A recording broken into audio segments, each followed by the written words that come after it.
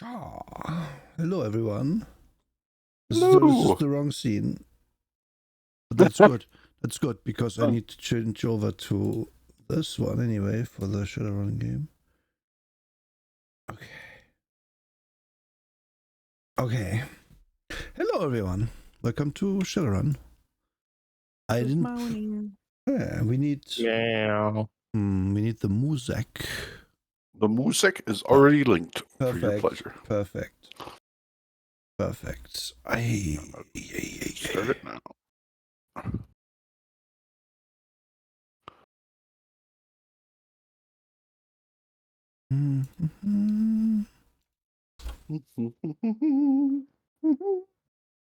Oh wait, I should. Meow. Am I? I'm not gonna be. I'm gonna be real with y'all. I'm tired, but it's okay. It's okay. I know that streaming when you're tired. This is unlike you. Yeah, totally unlike me. I know. Yeah. Normally, you would cancel a stream if you're tired. I did that before, so don't act like I never do that.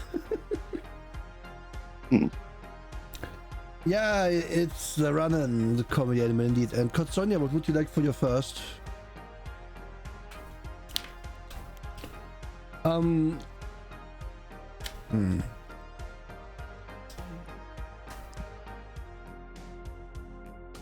I don't know what you mean with what happened. Do you mean why am I tired? Because work. Because I came home 30 minutes before game, put food in the microwave and ate that while clicking together some things for the game. It will be good to have free time after next week. But how are you all? Drakes on that cell. How are you? Good. Also, I'm doing great. I'm gelatin. Always tired. You're a gelatin. I am a gelatin. Kotsonia, you have first. Yeah, I asked already. I want to have fun and think simple Oh compliments. wow, a compliment. Okay, you're an adorable kitty cat, and I want to pet your head every day. Yeah. Here. I shall also become big on screen, slightly less laggy. There we go. I think that's better for this screen. Yeah. Right. So, is there any housekeeping you have to announce before we start? I'll just say, in case, chat, you are confused on what's going on, it's gonna make sense. Don't worry about it. Yeah. We'll get there. And after the Don't worry. yes, the last thing you should do is worry. So, any last minute things you want to say before we start? Gamers? Let me think. Good luck.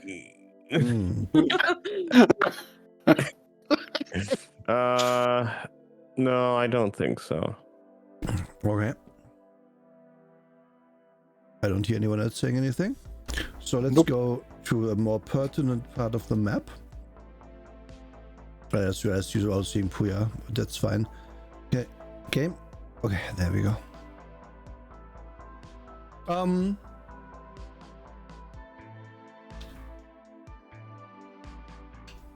So, to set the scene slightly, a few hours ago, Nila, Sunspot, Jules,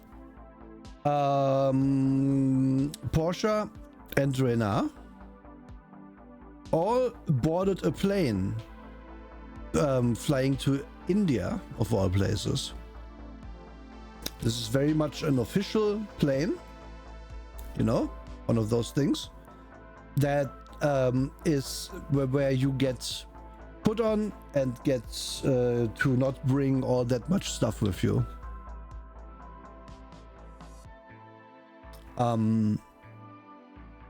So I don't think anyone has an issue with this, particularly.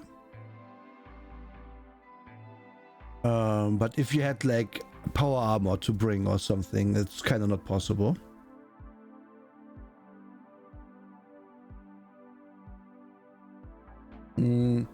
Getting on there goes without a hitch. It's on a little runway that's not the main airport of Seattle.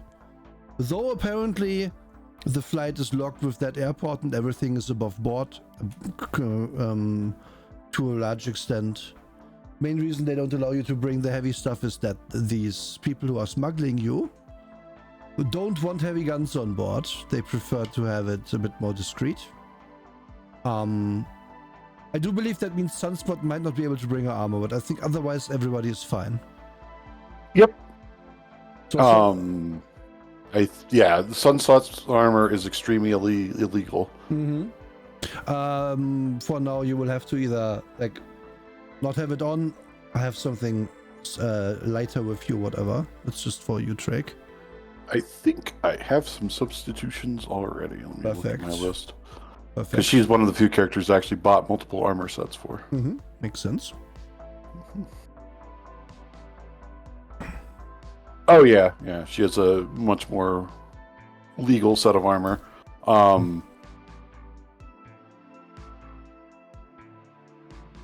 Essentially, comedy, it's illegal because the government doesn't hate your freedoms. That is the short answer why. And that plane will go to gonna fly over the Pacific. Whee! It's going to go over here. Wow. And it's gonna come out and it's going to go to India. Question to Neela. Was there a particular region of India where you were situated from, where you would have your connections? Yeah, let me see. I remember it being more like the Bengal Delta, but I could be off base in my remembrance there. That did not.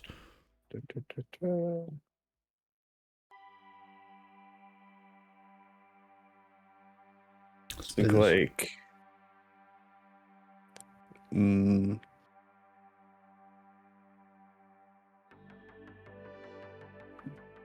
I almost want to say Delhi.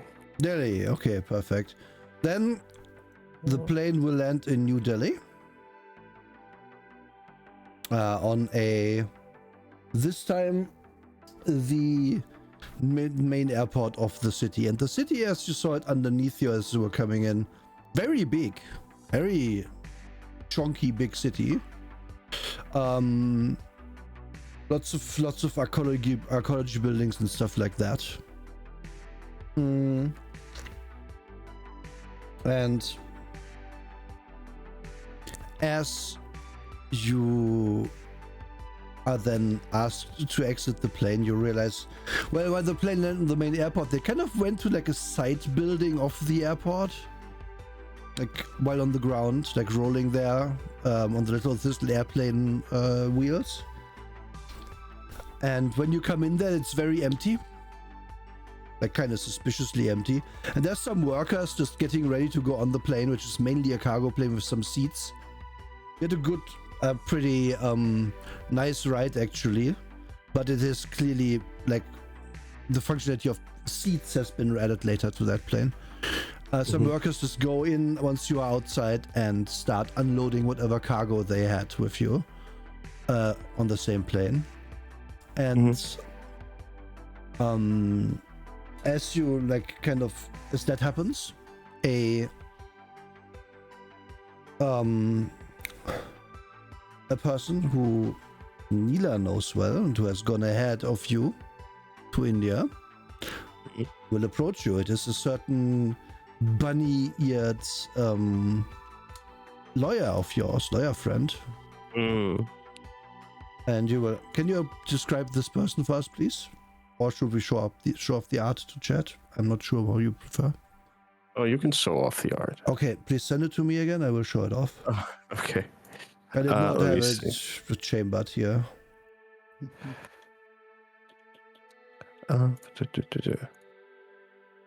Okay. I do have the duo image in that's character perfect. showcase. I was just in character showcase, right? It was. We talked about that the other day. Oh, it's actually the most recent. Perfect. Yeah.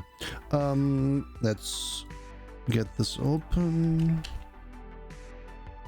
So this person, more or less, also in these in this outfit. It's slightly more breezy because we are in Delhi. It's warm. She doesn't have a turtleneck on.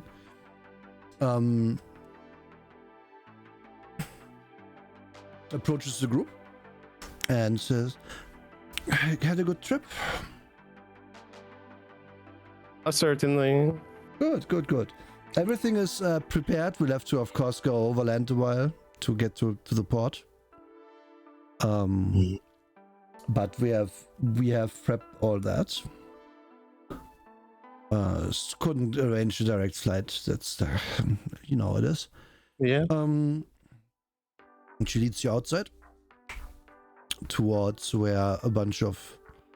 This is really basically a small convoy. There's one truck, and then 3 armored cars. And she directs you towards the second armored car. And says, well, the stuff is all here. I saw to that. We'll have to get it on the boat and things. But that should all be no problem. So let's just... Sounds good. It's gonna start driving.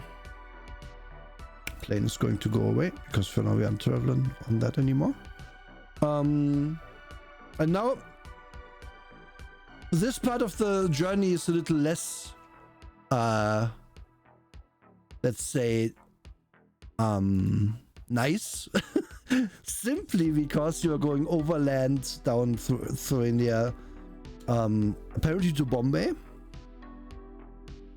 from what you have understood. The driver you have doesn't really speak English. Of course, Nila at least could talk to him. And besides you plus a certain lawyer, yes, she is, and that. She's modeled after Tokidoki someday. You are alone in your car. Then it's clear that there's few other armed personnel who look runner style. Particularly a bunch of orcs. Maybe this is like a team from my ex-gang or something. You surmise. I've been tasked with defending this convoy of whatever you are transporting. And you're going to drive the next few hours down to Bombay. And seeing how much it is, they're actually going to take like half a day to get there. I think it's Bombay. Bombay? Okay, I'm saying it the German way. I'm sorry. Okay. Bombay. Okay.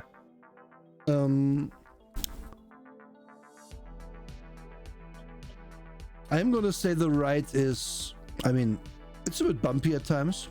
Taking some side roads to avoid... undue scrutiny of the cargo.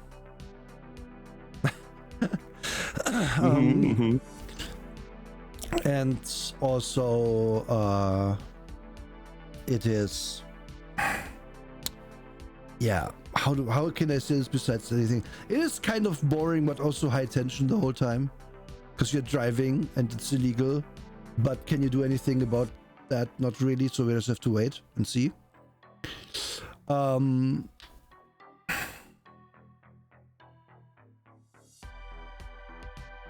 Which, yeah, it's relatively silent, right? I would assume people going over their plans a little bit with each other, which we are not gonna hear right now for dramatic purposes.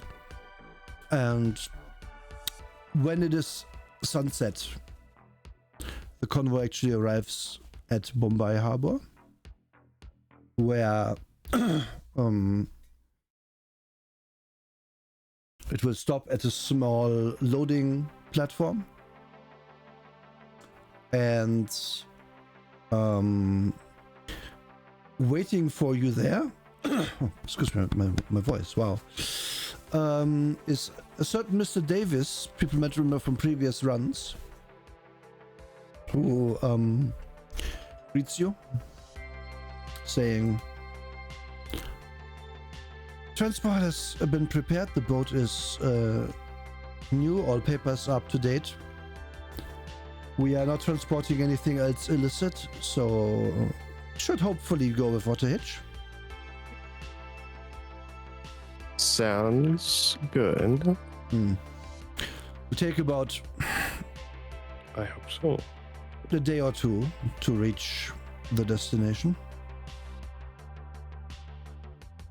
Come, I will show you your accommodations for those 2 days.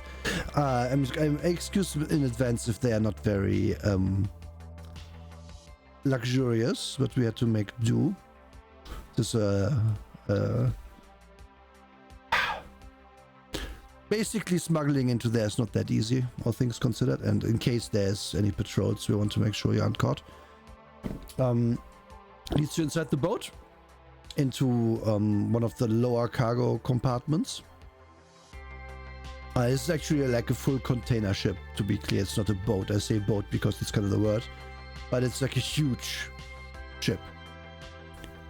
And in one of the frontmost cargo compartments,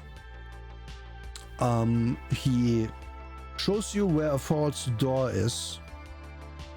If you go in there, there's a small living space where all of you like barely fit into. Especially Sunspot is going to be very cramped in there. And then, this is not going to be great. Well, I apologize very much, but we would rather you not be found. You don't need to be in here on approach once they reach controlled waters, basically. Should be the last half day of your journey at most. The goods also go in here, so I will apologize for that in advance as well. And indeed, yes, some people bring in the various boxes that you have prepared. And after that, it's like, yeah, okay, it's like in the space station where every single inch of ground is valuable. And you will have to like basically tippy-toe and scoot through everywhere to get into like your little bunk beds and whatever. And he's like, again, very much apologize, but it's only half a day. It should not be too bad, honestly. And this is the most clandestine, under the radar way I can provide. Okay. So, unless there's anything last minute you need from me, I'm going to wish you good luck and bid the captain to make good time. Sounds good. Contact me once it is time to leave. The plane has been arranged, but it is not clear where it is yet. For the simple reason that I have to priority make it fly somewhere else so that it is not suspicious why it is grounded that long. Understood. Good. This also means it might take up to an hour for it to arrive, so maybe contact once you go in, basically. Good. Then I wish you luck. And don't forget about me in all of this. He winks and exits the scene.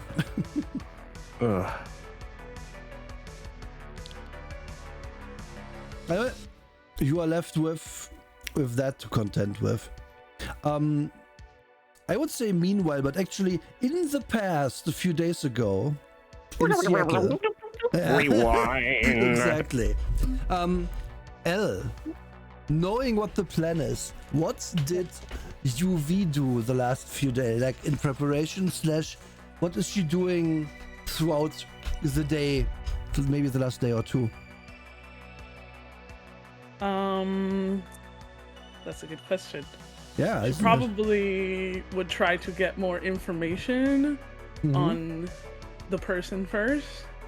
Oh, okay. To know what she's gonna be like dealing with when she gets there. Okay. Well, you kind of got that information from the data like that was collected. Yeah. Older gentleman, particular tastes, very. Not much is known about like likes and dislikes outside of that, because it kind of like just is the one thing people talk about in regards to him. And getting on with this, like he's mid 50s, he's 50 years old, but still going strong in things. Deliberately not saying it yet. Yeah. If anything besides that, she would probably just be like training, just like being like, I need to make sure my like subtle uppercuts are doing good, like quick movements and stuff, just for when things go down. Okay. She's I don't know. She's accustomed to being sent on solo missions and stuff, so she's just in the zone of like, this is the mission, this is what I have to do. And she's especially, I think, like focused on it because it's a special situation. Okay. Do you make any preparations in regards to the how, quotation marks, of how you're going to go on this mission? I thought we figured that out. Oh, you did, but you don't know when it's gonna happen. That's what I mean. Right. Yeah. I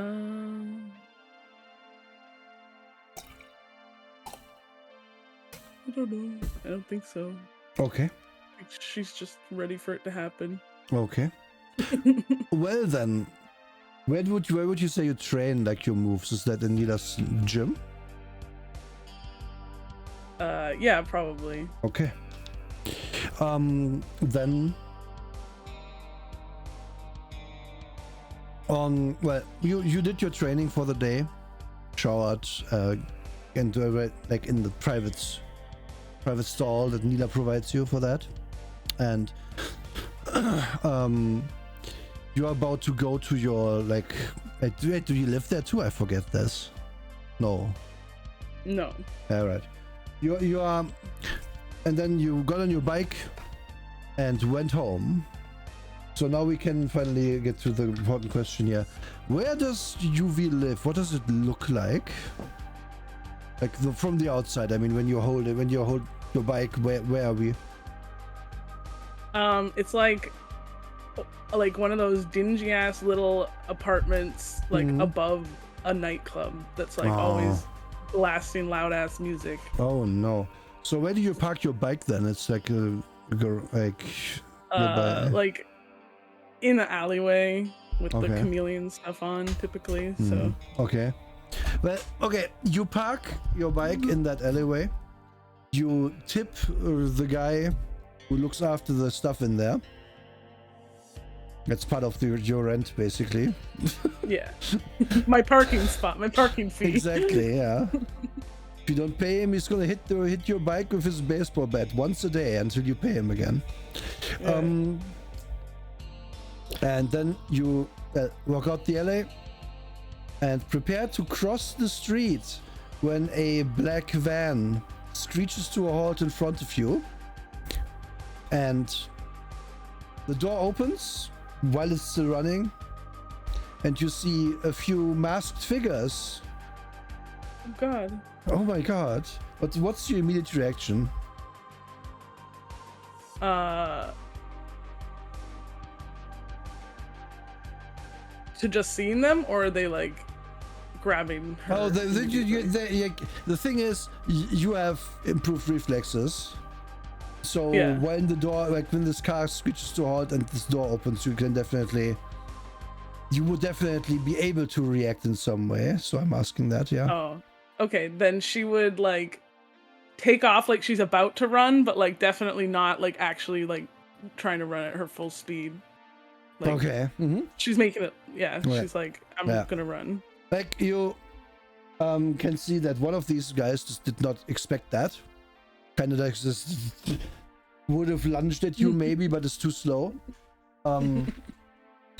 But the other two who are seemingly more ready, like grab you. And I'm gonna ask you an immediate reaction to that. Like trying to shake them off. Okay. But like not. Do me a strength roll just for the sake of it. Okay. You know what? Strength plus charisma. Okay. That seems like the perfect combo. Really? Yeah. Oh, very good. Okay, so you make a show out of like struggling, but not successfully in quotation marks. You can tell that these guys are augmented. They're very strong themselves, so it's not really. One of them you could overpower, but not both. At least not like without actually starting to take them apart with your hands and feet, which you are trying right now to not do. Yeah. So yeah, like they are clearly like competent in what they do in their shitty line of work, basically. You hear them say stuff to each other in Russian. I think you actually speak that, don't you? I know Russian. Yeah, I know. Oh, strong lady. Well, he likes feisty, you know. He's troll fucker. And you, yeah.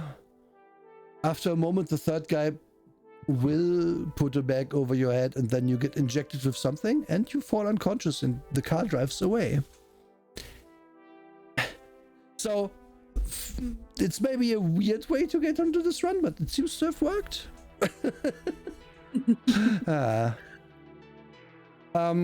Meanwhile, where's my boat here? It's a boat.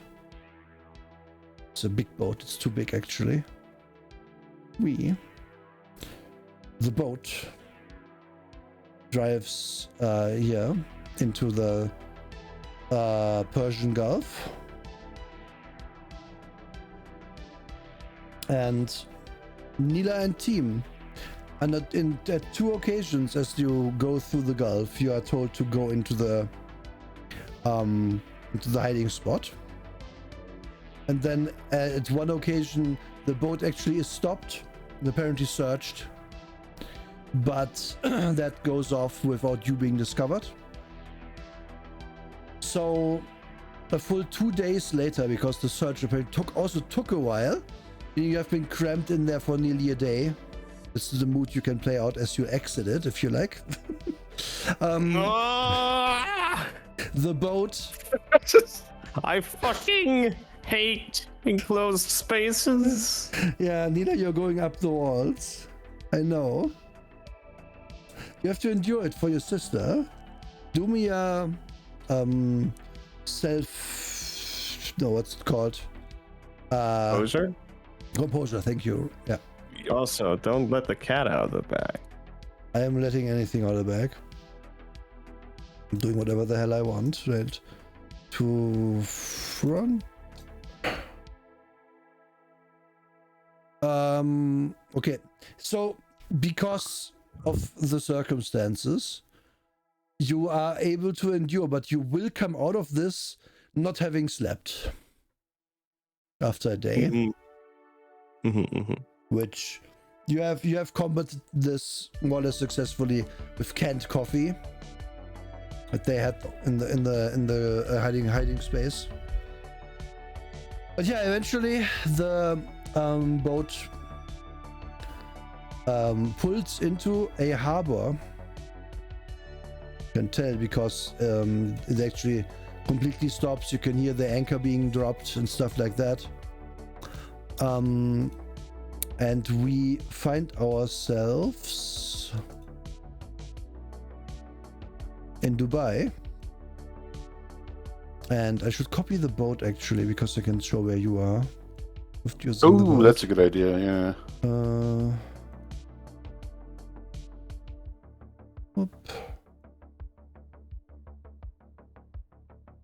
So the boat has made landfall at a... Yes, thank you, game. Yeah.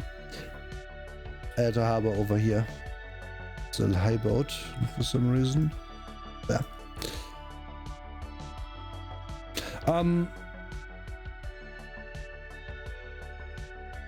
You hear someone knock on the compartment. You recognize that as one of the crew, saying, "We arrived. You should get out. People are waiting for you. We would like to." Yeah. Coming. Coming. Yes. You shimmy out of there. Actually, for comedic purposes, Sunspot, Neela. Yes. Can you roll me dexterity checks, please, to shimmy out of there? Just double agility. That's what it is. Not. Yeah, you know what I mean. Yep.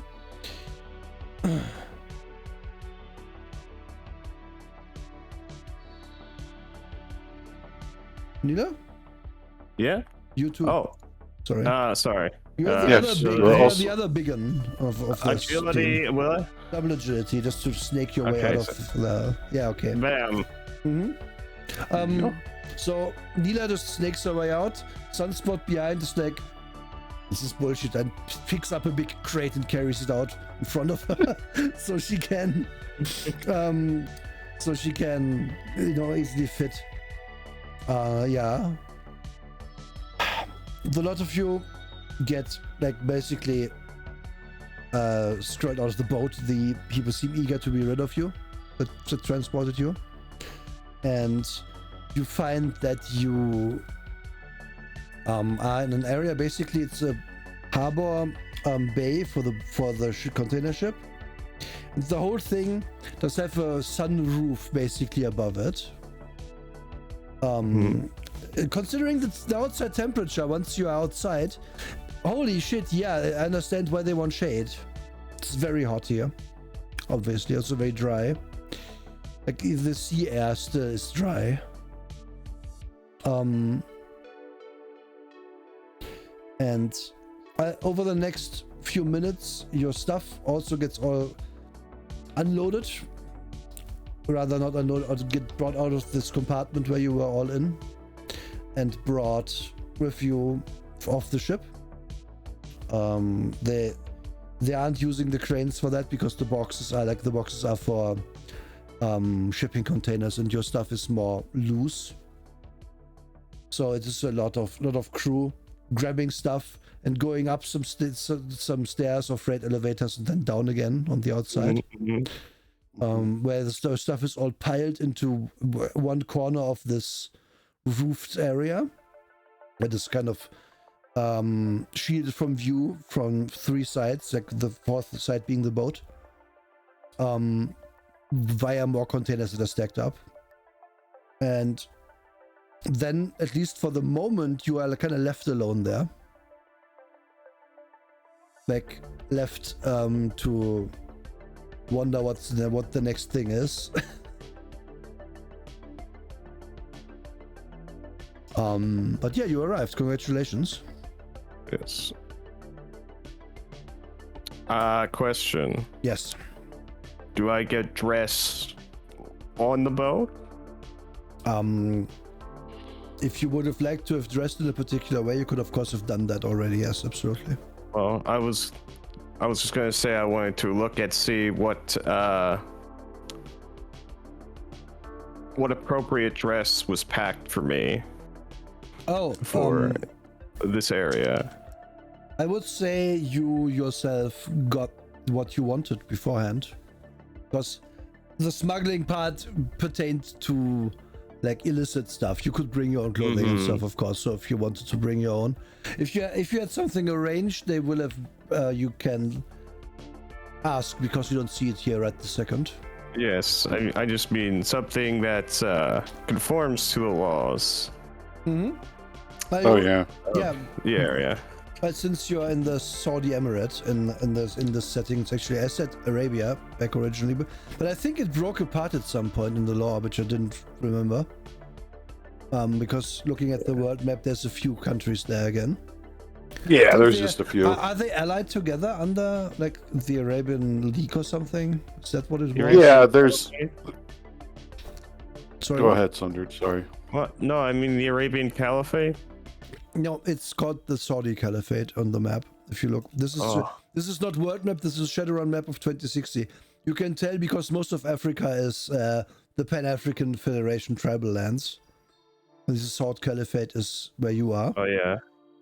So I guess the House of Sword won, which is I'm sure nobody is gonna be weird about in other places on the peninsula. But yeah, I realized as I looked at this, because it used to be that basically Algeria, Egypt and stuff, it was all Arabia. And I think it must have fallen apart. Yeah, there's just, according to the Sixth World Almanac, the Arabian Caliphate is separate from Egypt, which is also separate from, like, Syria, Iraq, Iran. So I will say, on the official map from the Almanac, it is labeled as Arabian Caliphate. Yeah, it is called that. Also, maybe Sword Caliphate is wrong. Maybe that is, that's probably maybe an older labeling. Yeah, makes sense. Yeah. Okay. There you go. I Just took want a to screen grab for you. Screen grab? For that map. I put it in Runner Hangout. Oh yeah, we can put that on screen too. Yeah. I'm not gonna put it as a map because it's gonna be hassle right now. But here. Yeah. So it's nice to have on screen. We are in Dubai. Medina, I guess, is the capital. And it's the Arabian Caliphate, which, good thing to not mention the House of Sword in particular there, guys. Good job. Right.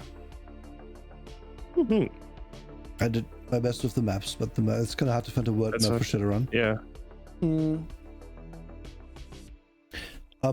Yeah. So if you packed something, it would be there. If you didn't, you wouldn't have something currently because no one has given you whatever you awaited locally. Okay, well, let's say I did pack something. What would it be? Since you are women folk, it would be the hijab that you have to wear. So a white flowing robe, basically, which only allows you have. So for non-believers, you don't have to wear the full face coverage with just a little slit. But you probably would have gone for that anyway because it helped being anonymous. But that's your decision. Like again, we talked about this. It would make sense if you had. Okay. If you brought one, you have one. You can put it on. Like it's basically an outerwear, right? So. Yeah. Yeah. Go ahead, sorry. No, I was just rambling. Well, no, maybe you are having the same thought I'm having. So go ahead. No, I was just gonna literally say what my characters are wearing. Oh, okay. Sunspot does go all out, completely covered, completely everything. Okay. Because then she can wear her body armor underneath without attracting attention. Yes. Renard wears a rather traditional man's ensemble. I was gonna assume that would happen. Yes. Yes. With the ears very concealed and very, very fake, but looking completely authentic underneath scrutiny. Stubble on her face. You should put This is the time to put everyone's token on the screen. Jules is here, and not to be weird about it, Jules just dresses like a little girl because that's the only way she can get away with it here. yes, that is indeed the case. Wait, where the fuck is Nina's? Yeah, because if she was bluntly a gnome, she would be picked up immediately by everybody. Yeah, not in the fun way. Oh. No.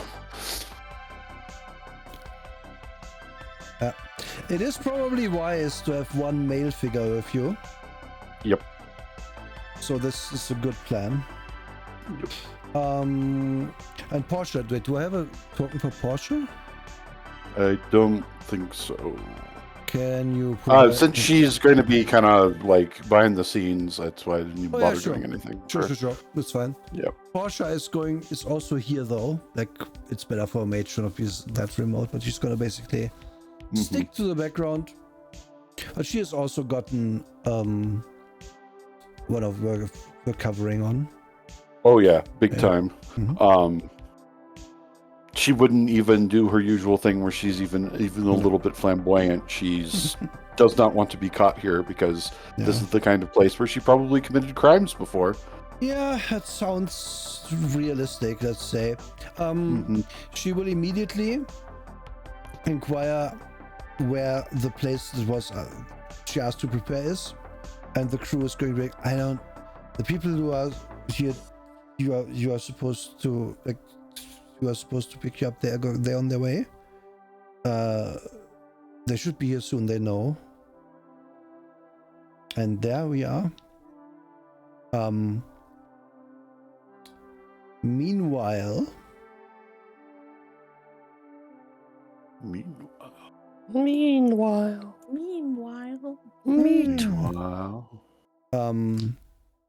UV wakes up in a very nice room. Wait, I have a new token. Oh, new token. Do you update? Is it not? Do we want to update it on? Wait, 1 sec. I guess I didn't update it on my sheet. It might not have to. Wait, isn't it? Oh yes. What the hell? It's not updated. Okay. There we. Oh, if I put. Oh, do you have your? I know what this is. You have a default token. If I remove that for now, Yes. we will see it correctly. Yes. Yes. Boom. Thank you. Thank you. Wait, what does that mean? What the fuck? No. Okay, please put the picture in the default token slot also, I guess. Yeah. This is all. Okay. Thank you. Roll 20 is the best. It's still the best tool we have. Absolutely. Okay, does it work? No. Okay. Faster, real faster! Ah! Round and round. Wait, what? Why did it disappear? Roll 20. Oh, we're gonna be late for Christmas. Okay. Little Jimmy will never get his present. Okay, it's updated. Alright. 1 second.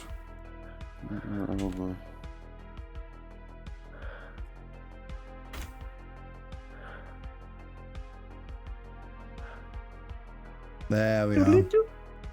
Wing. And you get to see what UV looks like. Face reveal. Face reveal. Wow, face reveal.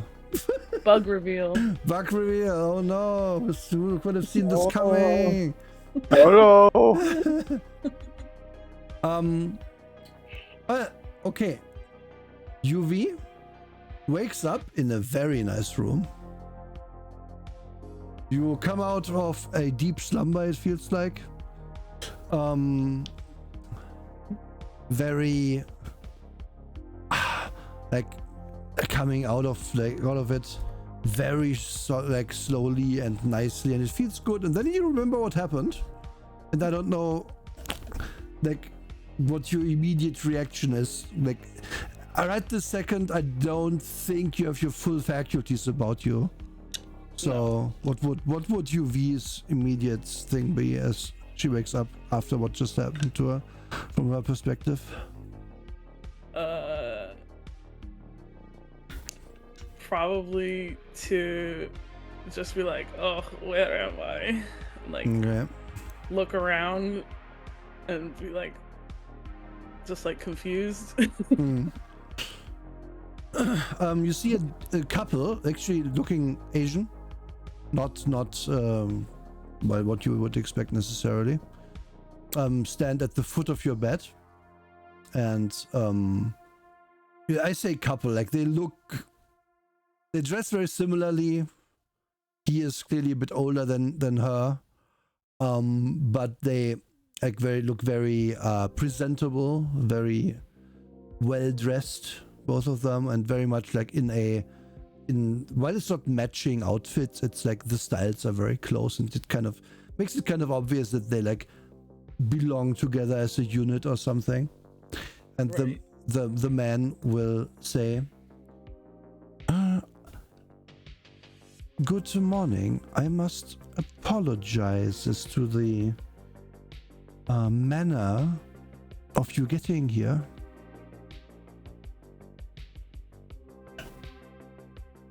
But I assure you, you are safe. Where am I? This is not of a concern to you for now.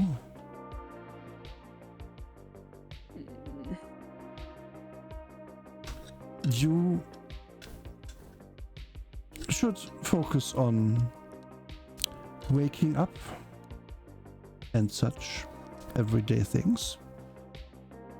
You will be allowed into certain rooms. Rooms you're not allowed to will be close to you.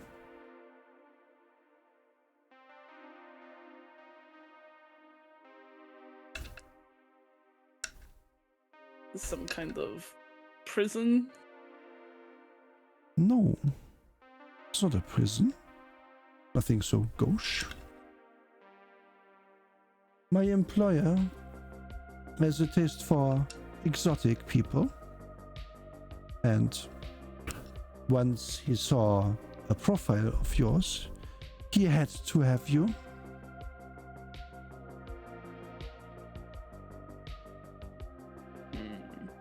Over the next several weeks or months, you will be trained in several skills, and then we may present you to him. But for now, you have no requirements. You should acclimatize to your surroundings. I see. Taking this better than most. Very good. My name is Tanaka. This is my wife, Miss Tanaka. Mrs. Tanaka. You can ask the house computer for things. You will not be wanting of luxury. However, as of now, you cannot communicate with the outside.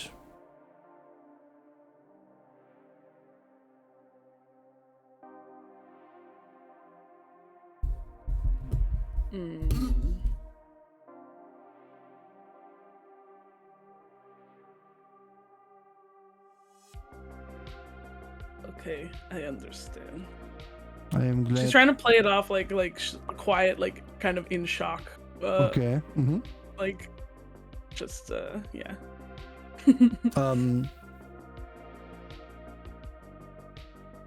Here's one more thing. It's not the wife talking. We know of your magic. Do not try to use it. It will have consequences. Trust can be earned, but for now, there is not much trust here. And with that, they both just leave, door closing behind them. Like, Looking at it, the door looks like an old-timey wooden door, but it slides into the wall and then slides back out of the wall. And then you hear like the locking of a maglock. Yeah.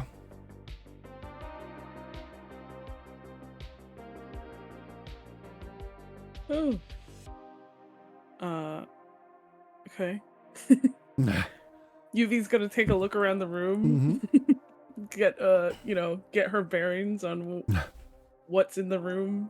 Like where the room is. This singular room also has like a side room, like with a bath, with like everything you would ever want. There's even like you can go outside apparently through on like a veranda of sorts. But you see that the outside, like where it's just open, right? There's basically netting put there, like which is both provides shade, but also would make it very difficult to get out quickly, assumedly. But you could cut it maybe. But probably like you didn't see a knife in here, weirdly enough. Like these kidnappers didn't leave you a knife. How gauche. But the room itself is larger than your whole ass apartment was. And way nicer furnished, and the bed is so comfy you could just lie down and sleep like 8 hours more. There is a part of her that literally is like, wow, this is the nicest place I've ever been in. Maybe this wouldn't be so bad. On the bedside table there's a tablet, which is on standby, showing the local time, which is I don't know, 3 p.m. or something. And you can tell from the noise that comes from the air conditioning that the air conditioning is very much on. And you can kind of also tell outside that the outside is warm. It's not hard to understand. From the way they have prepared everything and stuff. Yeah. Do anything in particular besides staying on the bed?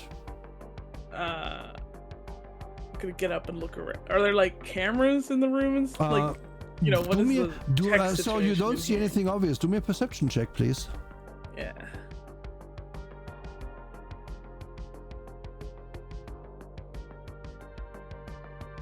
Okay.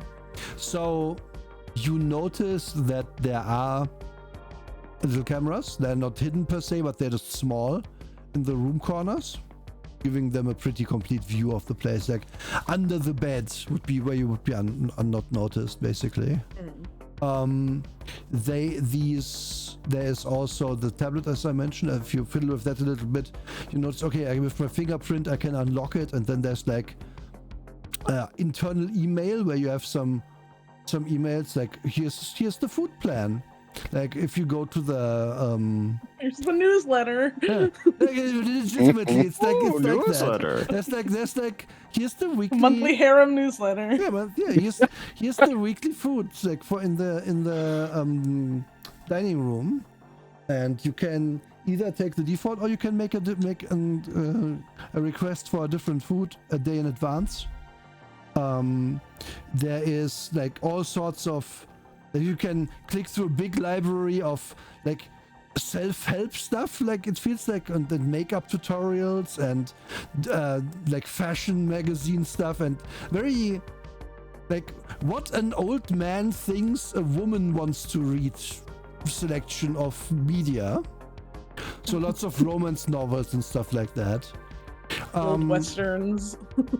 Yeah, kind of basically the digital version of those books with the guy with no shirt on the cover, who's standing on a windswept vista and having a scantily clad girl in his arms, that kind of thing. 10,000 books of that and movies and stuff. It all seems to be locally hosted. Even the new stuff. There's apparently, if you click on the movie section, out of curiosity, you could book a slot in the cinema that they have to watch one of these on the big screen. And maybe you want to make that a little meeting with other people that are here. and so on and so forth. Like looking around the area, you have your own bathroom. You have your own big closet full of clothing, all sorts of dresses and fashionable things. It's all not perfectly to your size, but it's like creepily close. And judging also by the day on the calendar, you're missing at least 3 days of your life. Like you were out for 3 days. Damn. And they somehow kept you feeling. As you wake up, you wouldn't have noticed that. Oh, they gave me the IV drip. They gave you the good drip, yeah. The good pace. Yeah. What else? You notice that the mirrors and stuff that are in here are not like one way. They aren't see like there's no one on the other side staring at you or anything. Yeah, that's about all you notice right now. Yeah, she would just be like slowly moving around the room at this point after she noticed the cameras, just kind of like, you know, not making it seem like she's intentionally looking for anything. And then like, yeah, once she got the lay, would probably just like sit on the bench thing at the foot of the bed and then like. Oh yeah, I didn't mention this because in the moment we probably also didn't know. You're currently wearing a very breezy night dress. And I don't know how comfy UV actually is with that. But she's pretty comfortable with it. Okay. That's an interest. I say that out of interest because she has been very particular about not showing anything so far. So this is a big in change. public. Yeah, well, that's fair. When she's alone in her apartment, she will just usually just be naked all the time to compensate for that. Oh yeah, on average I wear normal clothing. Makes perfect sense. Exactly, yeah. On average, I'm regularly dressed, so it works out. Fair enough. You like what is noticeable, especially to someone who lived above a nightclub, right? It's very silent. It's very quiet here. Which like, UV doesn't like. If you have the door closed to the outside, like the what's it called, the veranda door, you hear fuck all. Like it's super silent. It's eerie almost. Yeah. If you open that, you get like this little bit of noise. You hear the sea. You hear some birds chirping, and you also get like basically hit in the face by the warm air from outside because it's fucking too warm.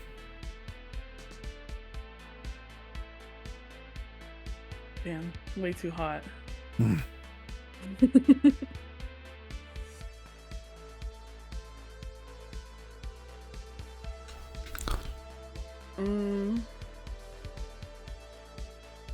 There is a knock on your door at about now.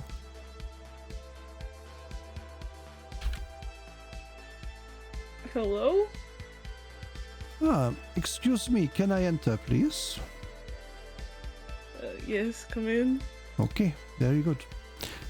A very statuesque guy comes in a waiter's uniform and it's like, good day. Excuse me in intruding. I was curious, since you are new, would you like food in your room? Many people are shy at first. Have any other wishes of me I can try to accommodate? Not at the moment. Very good. But dinner in here? Would you like to join the others for dinner? What is your preference?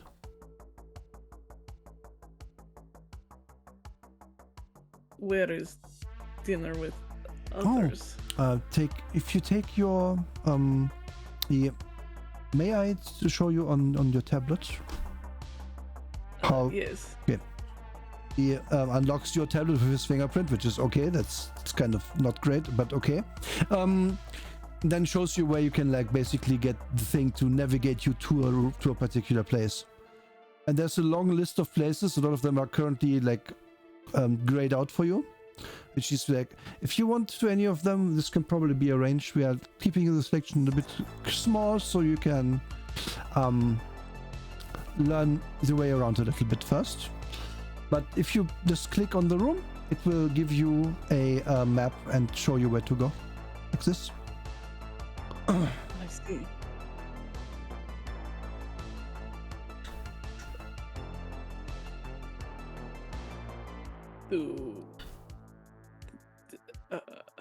Does everybody usually eat together, or Usually people, yeah, many eat together. Yes, not everybody, but yes.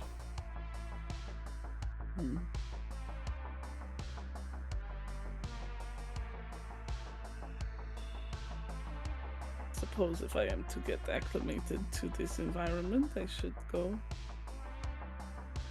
Very good. Then there will be a chime when dinner is starting. It should be in 2 hours at the earliest. I advise to maybe not go immediately. Not because there's not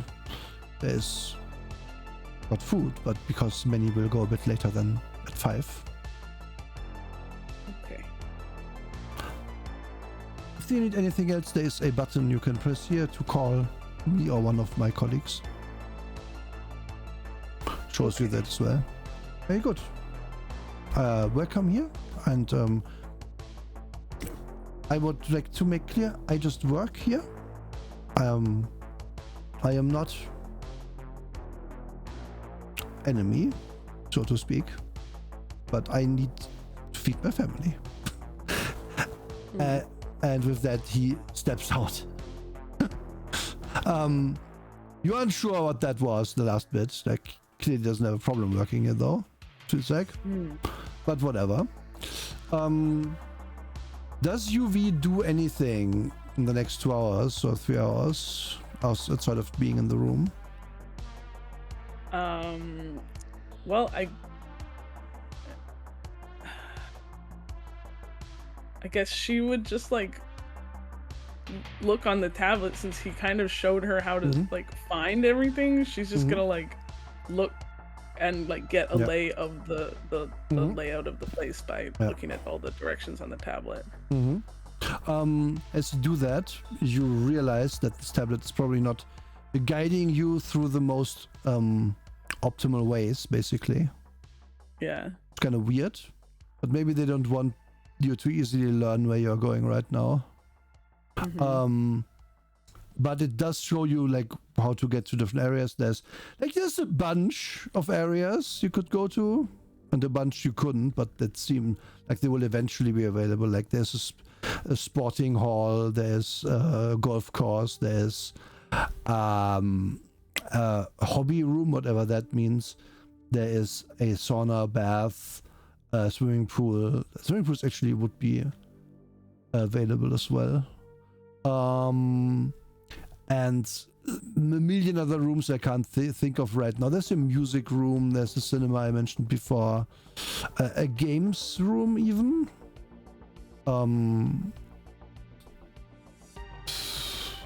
There's also a bunch of like lecture halls and a barber, a doctor. Like they have a lot of people on staff, basically what you can tell.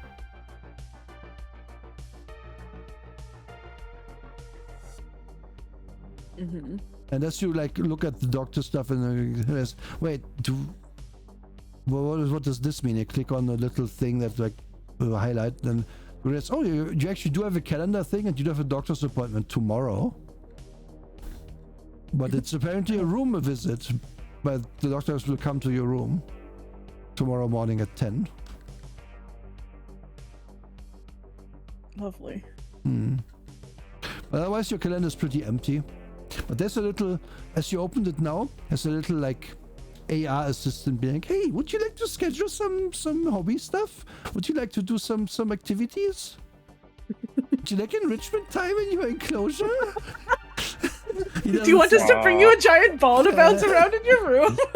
Yeah, that's so you. Oh no. He does show you little videos of like a gym area where you could actually get into the ball and do that, yeah. They have that. They also have the mattress room where you can just jump everywhere and fall and shit. Ooh, do they have a rope I can swing into a big foam pit from? Yeah, they do. They do. Wow, that's pretty good. Oh, no. Is this Chuck E. Cheese, the legendary Arabian prince? Oh my god, I'm Charles Entertainment Cheese's slut now. It's not an exaggeration when I say if you can build it, they probably have it. Like these people have unlimited money to throw at this. So yeah, Like it's probably a marathon swimming pool rather than just a swimming pool. You remind yourself of what was said that not everybody wants to leave here, and you can see why. Like if Yeah. Even part of UB's like, wow, yeah, no wonder. You know, if you were from a really bad way, this would seem great. Yeah. So that does mean like legitimately that if you talk about anything of like, oh, we are going to get somebody out of here,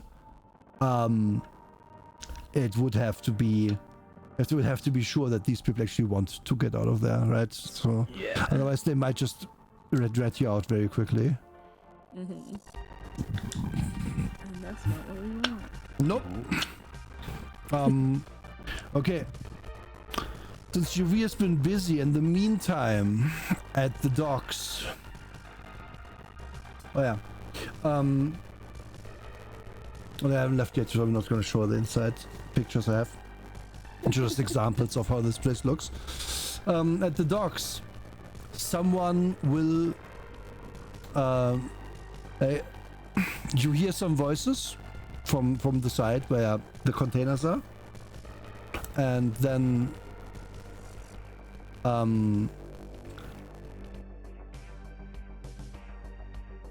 person.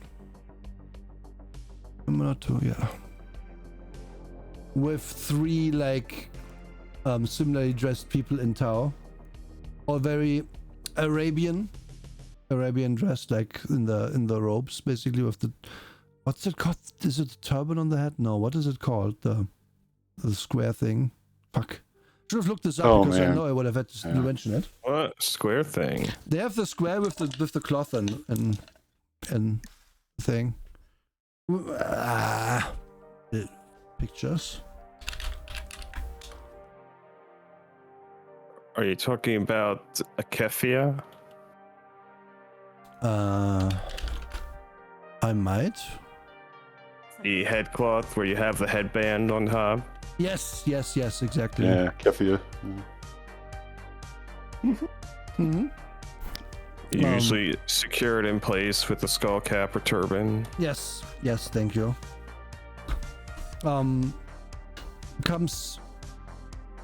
They appear from between the containers with this person leading, and you recognize this is Rashid. This is the person you talked to on the one before.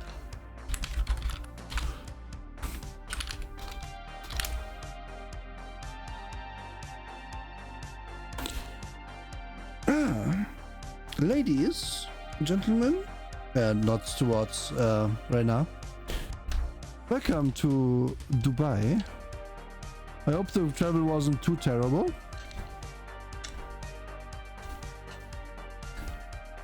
It was cozy. It is. The security is quite high in the area. I must apologize for that. Not that I have control of it. I would love to have control of it, as we have discussed previously. Shall we convene in a place with air conditioning, maybe? Sounds good. Very good. There's a lot of nods from all of my characters. All right. He bids you to follow him through the containers into what is basically a workers' barrack. Which looks pretty simple from the outside, but it has a big air conditioning on the side, air conditioning unit. When you step in, this is this used to be a place where workers took a pause. Maybe you can sort of smell someone used to smoke in here a few years ago, maybe, but it has clearly been refurbished into an impromptu hideout for some sort of techno mage guy, because everything's full of like technological gizmos that are in various states of disassembly. At least at first glance, that's what it looks like. What did you want to say, Sonat? What is this? Well, it's like a little barrack, like a workers, like a simple workers hut, basically, like a sheet metal thing with an air conditioning. On the inside, there's like somebody used this as their workspace, and you are really not sure what they are working on, because all this tech is half assembled and looks kind of weird. Like you don't know whatever this is, but it looks kind of strange. Like somebody is either genius or is building like movie props in here. But there's a big table, and two of the people that are with Mr. Rashid will pick up larger items that are on it and put them to the side. And then he says, "Good, okay. I apologize again for this.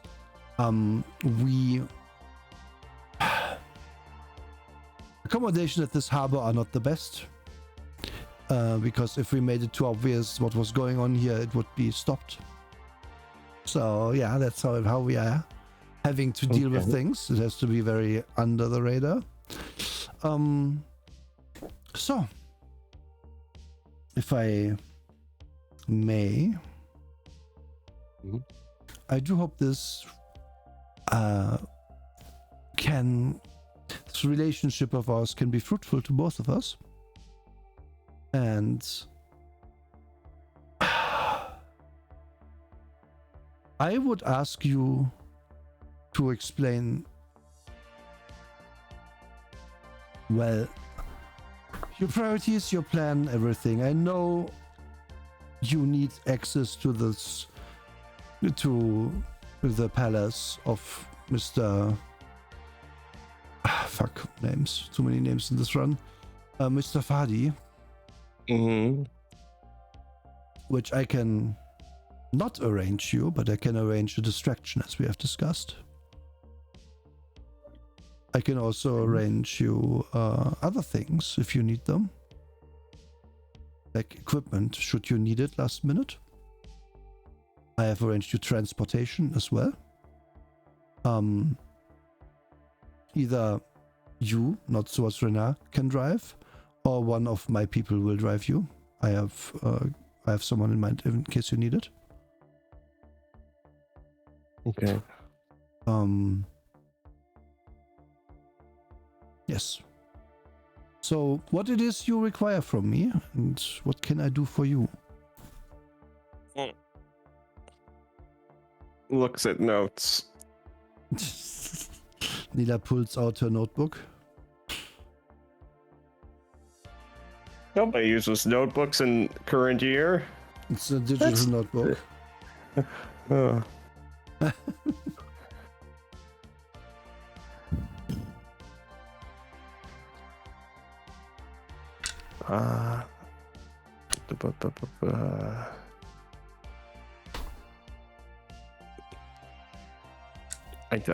I think we just need a distraction. Wonderful.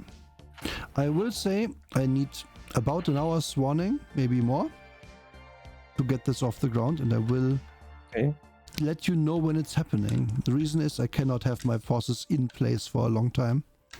This would get noticed. I have to muster them and get them on the move shortly before the strike, basically. So when you have the need of it, let me know in advance. It's important. Okay.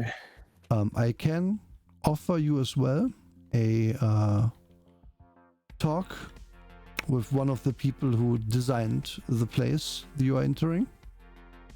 I have made inquiries as to who might be of interest to you, and this is one of them that I think is particularly noteworthy. This is one of the architects, original architects. For your information, the palace used to be a large hotel, and that was a business, as they say in language, really flop. So it was bought by the Fat family and made into a palace instead, but it was built originally as a hotel. Is it of interest to you? Yes. Good. Shall we bring this man here? Shall Certainly. Good. I shall arrange that.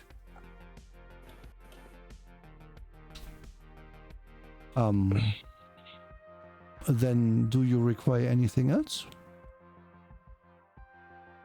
Not at this time. Good. You can use this space for your needs. I apologize for its state. As I said, this place has to be inconspicuous. Mm-hmm.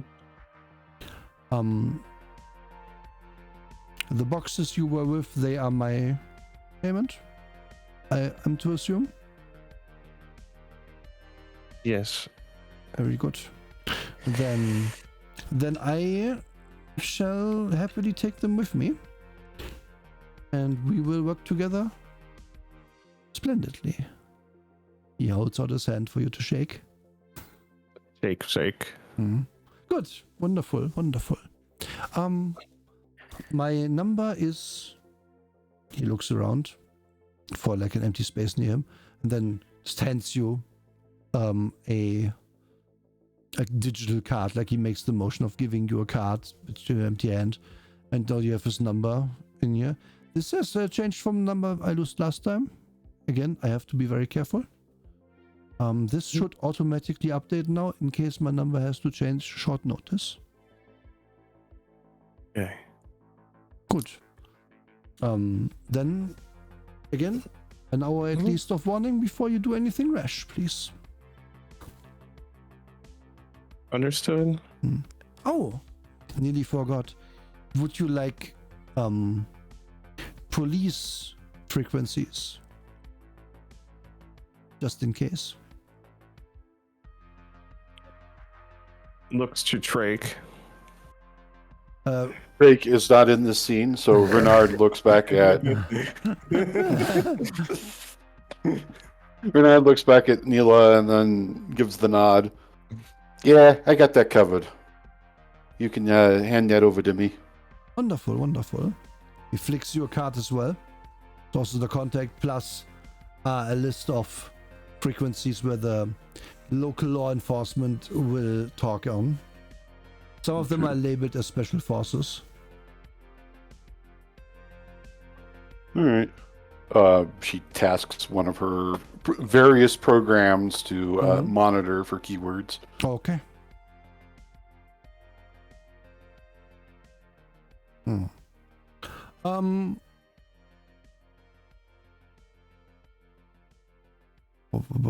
Okay, do you anyone want to do anything over there right now? It seems probably wise to wait for nightfall to scout the place out. Yeah, it does seem wise. One of the people stays behind as Mr. Rashid leaves and says, "So, driver, I'm driver. Hi.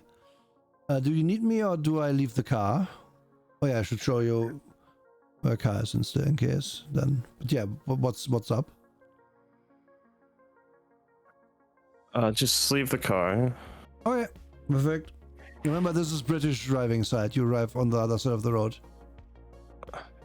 From, I think, where Americans come from. Mm-hmm. Oh, I'm familiar, Renard says. Cool, just making sure, because we had that problem before and there was a big debacle, and, you know, it sucks when you make a nice deal with somebody and then they get whacked immediately. So, yeah, I mean, he waves you over and shows you the car, which is a big, luxurious limousine in which you all can fit quite easily. It's actually like the seats. Like, it's one of those luxury limousines where there's the lengthwise seating and one area, one like 3 sides, and they have the big door on the 4th side, kind of thing. Ooh. And he says, "This is for your use. If you don't need it anymore, just leave it wherever. Drive it into the ocean. We do not care. The papers should be good for the next few weeks. It will then probably be noticed that it is stolen, but for now it is entirely fine." Oh yeah.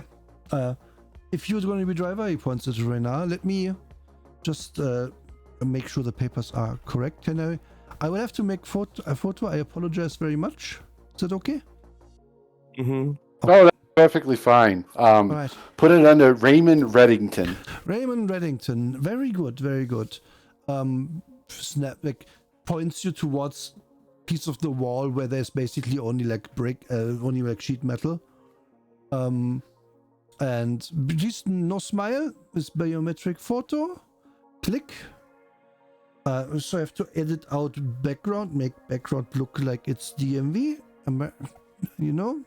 Arabian DMV. Oh, you want some help with that? I'm pretty good at that. Oh, don't worry. I'm also good at that. But you are welcome to look over my work, of course, and maybe make amendments. He fiddles with the picture a minute, sends it to Renard. It's a good one. Like, you can't tell the background is fake. Okay. I'm going to roll forgery anyway, just for, please. Because she has it. Yeah. You go over over the photo. Like, he did make it so that, the picture is good, but also all the biometrics are just slightly off in a way that will make this not be able to later identify Rena in any way. But that's perfect. But it's like it's really from the DMV. In a subtle, exactly. It's not in a subtle enough way that anyone staring at this wouldn't know. I caution against driving over speed limit and things. Automated system very much better at spotting crime than real people. Oh, don't worry. I'm a good driver. I'm only giving advice for this area because many people get things wrong. Also cannot slip cop 100 to get out of trouble. Cop gets paid very well here. You can still slip cop money, but it has to be like 5-figure at least. Just so we know. And I hope you don't have to. Because we would like to buy guns for your money. You don't pay the cops. That's bad. Yeah. I don't want to pay police more than I already have to. It is a big problem. Good, very good. Then this should be yours. Then hands you a big key. There's a fluffy bunny thing on the key ring.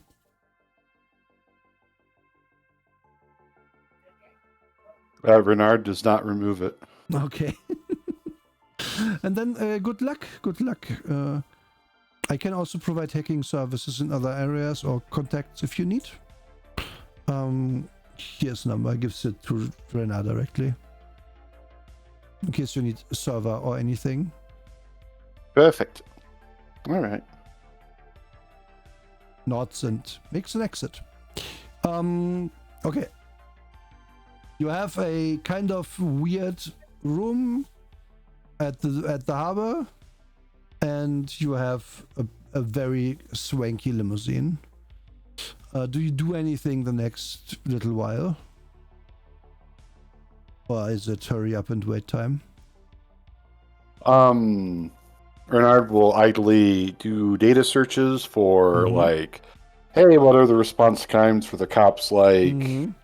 But for real, because now I'm here, now I can actually search the local web instead of doing it long distance. Sure, do me a data search then.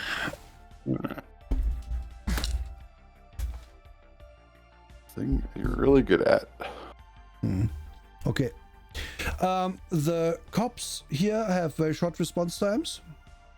But that pertains to non-emergency situations. In emergency situations, there will very much be a very quick prioritization of important people over the general public, which again is why your thing of the distraction is going to be very important to have. The takeaway otherwise is that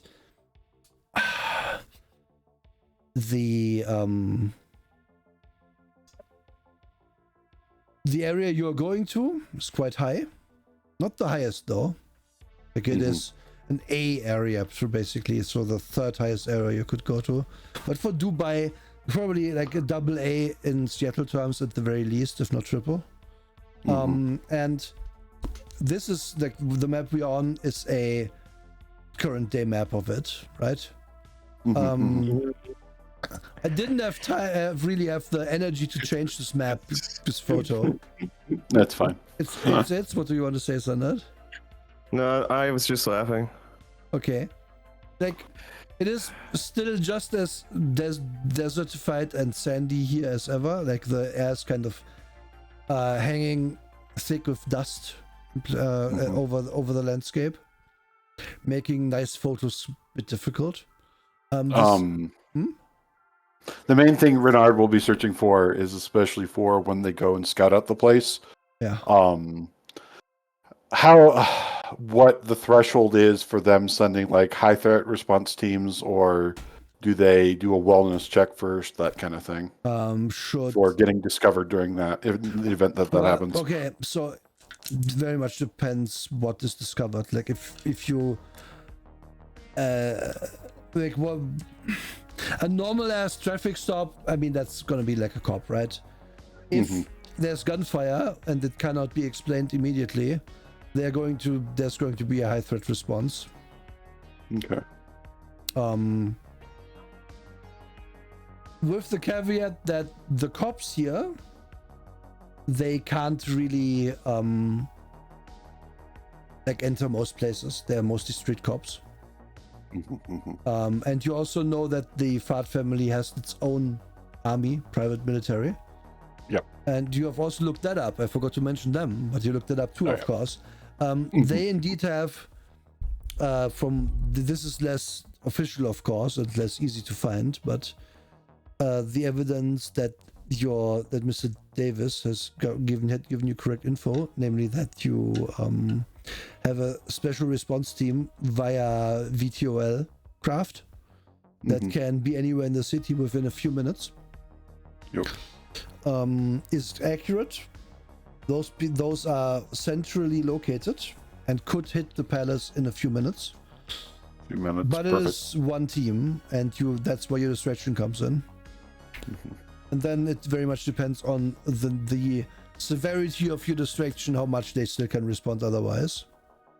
Like, it is likely that they have at least somebody on standby for a secondary thing, right? But apparently there's only one real like big fist response, so to speak. Okay, perfect. And she'll relay that information to Neela. Yep. As to like just give you an idea where you are going a bit more. So this is what it looks like. This side is the ocean. This is not also the ocean, but it's like on the inside of this palm thing that they've made. That's where the white sand beach is, on the inside, where it's like not the tides coming. There isn't really any waves. While this in 2060 is an ocean wall, like it's actually raised against the current, and then they have like a big door that lets water in and out to simulate tides for the inside. Both these buildings are your target, and the whole area that is like green around it is also on both sides part of it.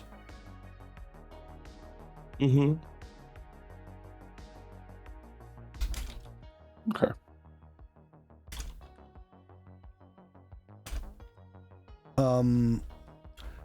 You don't get much more info from this remotely, except you also find it used to be a hotel some decades ago, and then it was empty for a while, and then it was bought and remade into this.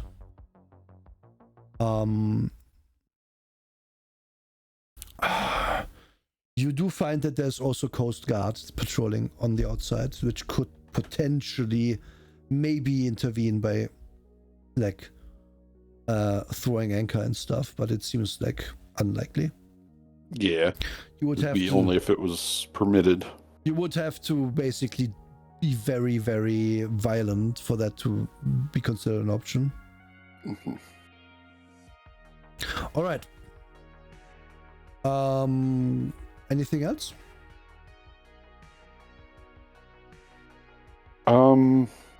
That depends on how much time they have before they speak to the architect. We're going to speak to the architect first, then go. You weren't really told when the architect would be delivered.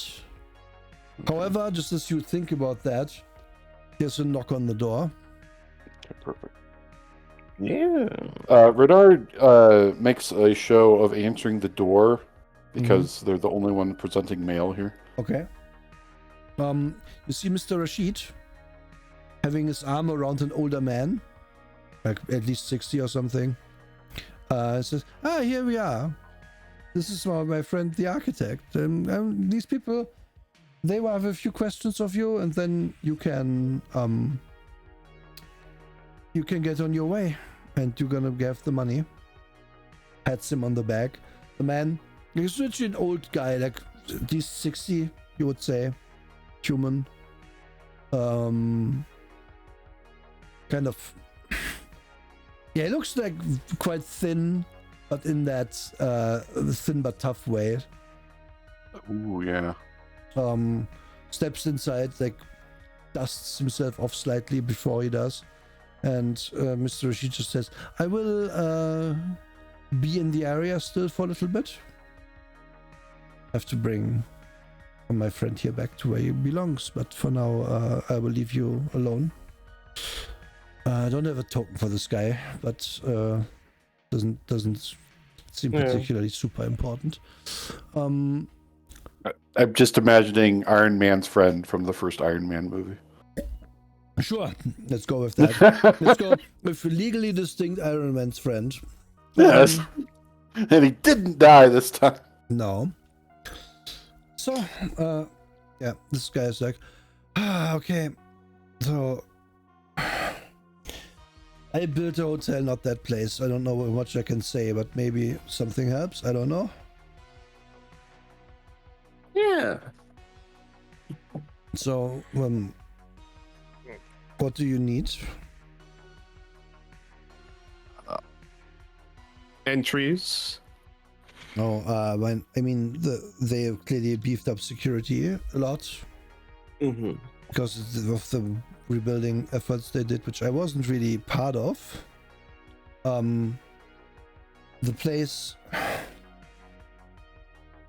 an interesting one might be that there is a underground garage. Okay. Because the hotel used to have like shuttles that drove from it to the airport and so on.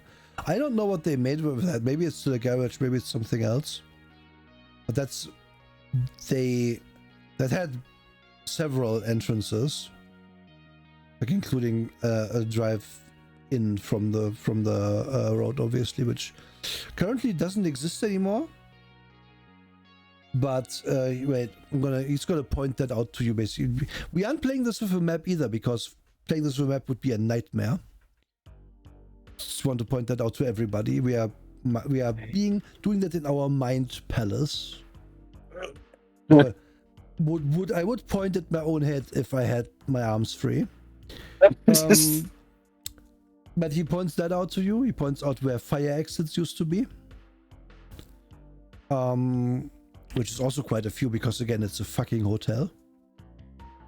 And he says they will likely have left some of this in place, probably also as servants, entrances and exits. Of course, they could have ignored fire code. That's the family is very powerful, but the man is also not an idiot, and he likes his. Well, he likes what he likes, and he wouldn't.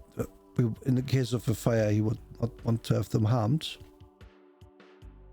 So I assume these are still in place, at least some of them. Yeah. Beyond that, points out where security rooms are, where server room is, and so on and so forth. He, like, these are places You could move these, but it would take a lot of effort, and I don't think they would expend that effort, since it was not really the focus of what they wanted to do with it. So probably security and things are still where they used to be. Possibly we've added new rooms in other places. So, to be clear, you write this down because you were going to tell me things like, oh, we want to go to the security room later. And then I'm going to be like, cool, yeah, let's go. And then, yeah, but if you don't remember that this exists, then you can't tell me. I didn't make a note about a security room. Well, he told you where the ones that the original ones are, and said they're probably still there because making those rooms, like giving them a different purpose is kind of dumb. Yeah, because you'd they're have to tear out the whole walls and all that. And they are in tactically opportune places. Like one is near the main entrance. There's two near the back and so on and so forth. So this will allow you to have a bit of easier time sneaking in, as you can avoid the general area of them. Also know where the server room is, which is where, if you want to take the place's security over, like the electronics locks and so on, that would be the place where you should be going. As he tells you, the whole place had been built with the assumption that security should be very understated but very strong. So in the emergencies there were a lot of measures, so I would advise you, if you're doing anything there, to try and get the security on your side in whatever way you can. I don't know beyond that. It's been a while since I built that place, or had built it. I'm sorry if I don't have more for you. It's okay. Oh, this is another thing that is it's a peculiarity that I just remembered. They let ever since the ocean levels rose, they kind of just they make it so that at around noon the tide comes in on the inside. They don't care about the outside tides. I don't know if that gives you anything, but just so you know, it recedes at sundown. They make it like basically have 2 of them a day, which is double the normal amount. But people seem to like it. Like in nighttime, water comes in the morning it recedes, and so on and so forth, if that makes sense. Mm-hmm. At this, Renard looks at I presume we just have an actual blueprints in front of us, and points to the parking garage. Is there a place where there's like a mechanism for preventing water from coming in, but if they need to work on the outside, they can go in and out of there? Well, the garage is technically under the water line, but it's like several tens of meters away from the water, so there's not really. I think there was a pump, but it wasn't designed for that purpose. I'm not sure. Okay. No, I don't think so. Okay. I was just thinking there might be an old big pipe that was there before that was used for making sure the water got pumped out from under there. Oh, you mean groundwater things? Yeah. That is actually handled in the there's a city utility for that. It's actually a good point. He points you to a place where the city utilities would they have the big pipes basically. Those have to be maintained now and again. Those pipes are big enough that you need them to be like the man walkable on the outside and stuff. So there's like a sewer below this, and at one point it will connect from the street sewer to this. He points it out to you. Actually, you had 2 places because there's 2 buildings originally. Yeah, 2 places, and they don't have like a direct entry at the hotel, but at the former hotel, but they do have. You do know now where and the next entry into there is. And he says they do have to have a pump on site, which is their responsibility, which has to connect to this. So yes, you're a good point, actually. Yeah, because if they don't take care of it themselves, they have to call somebody, and then somebody is on their property, and okay. Exactly. There should be a way to enter the area from below. Yes. Renard, since she's pretty smart, does calculations of distances from like potential sewer entrance to the security room, other entrances to the security room, etc. So basically how it works is I'm gonna draw. Does it make sense?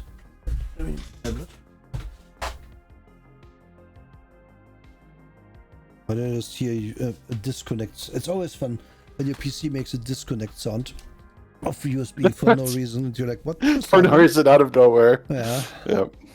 Is my tablet on? It is. Okay. So how it works, pipe comes in from here.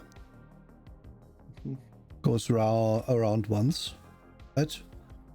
And then they have stations basically at these places. Oh yeah, that makes sense. At pump. And the pumping goes in like these two directions basically. So your entry would be this one. The closest one.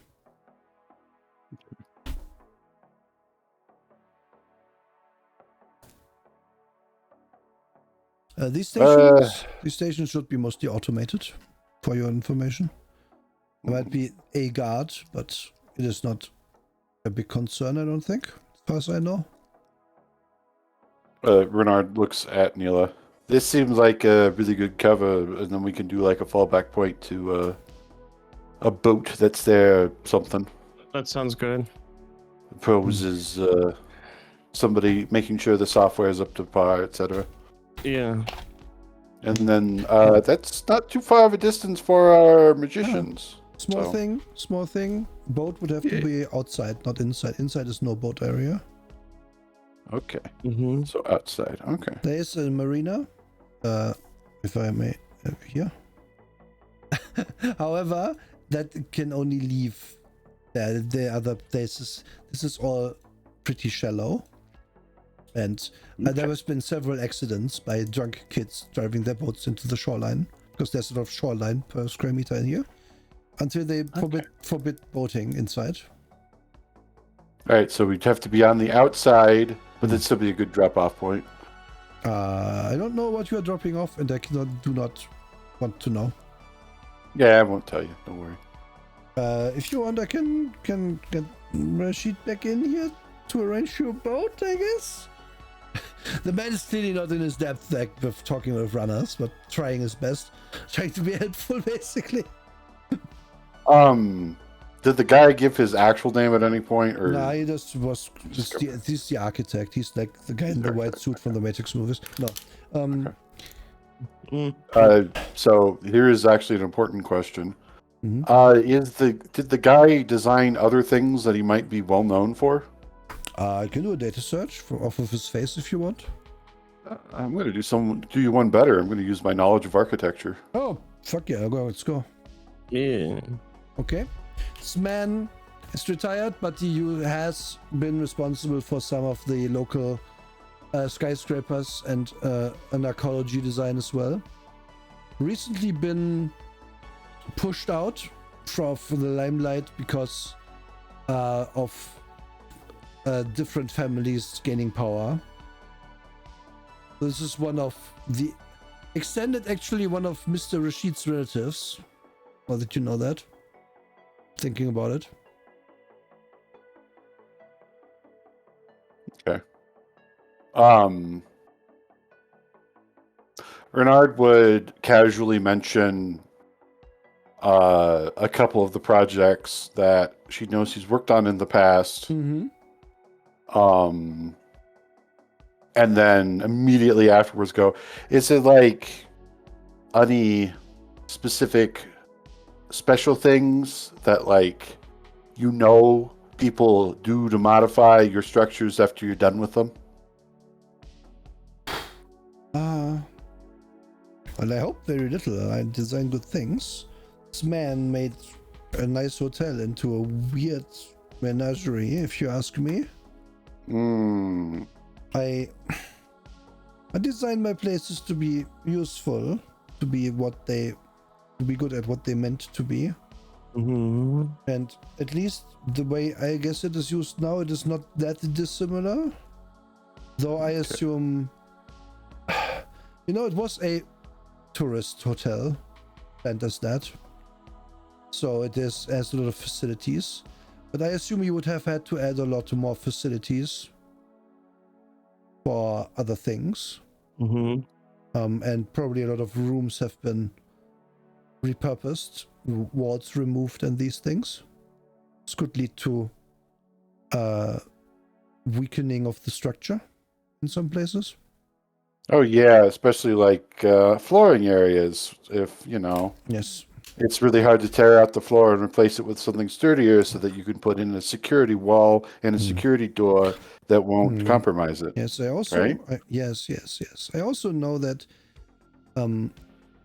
he has people who do this, like a company that works for his family, who they're builders. They do not really consult with architects that much, if you get what I mean for this. Like I have friends in the planning bureaus and so on. I did not hear that anything had to be approved or was approved by anybody. So it's very possible that things inside are not up to code. And let me tell you this, I love my country, but our code is also already very weak in some places for these kinds of things. So it's very possible that one could apply force at places to break things in a big way. But I wouldn't be able to tell you where, since I have not been in there for many years. Okay. Well, I've been on a few construction sites in my day, so I think I get what you're dropping. Okay. He nods at you.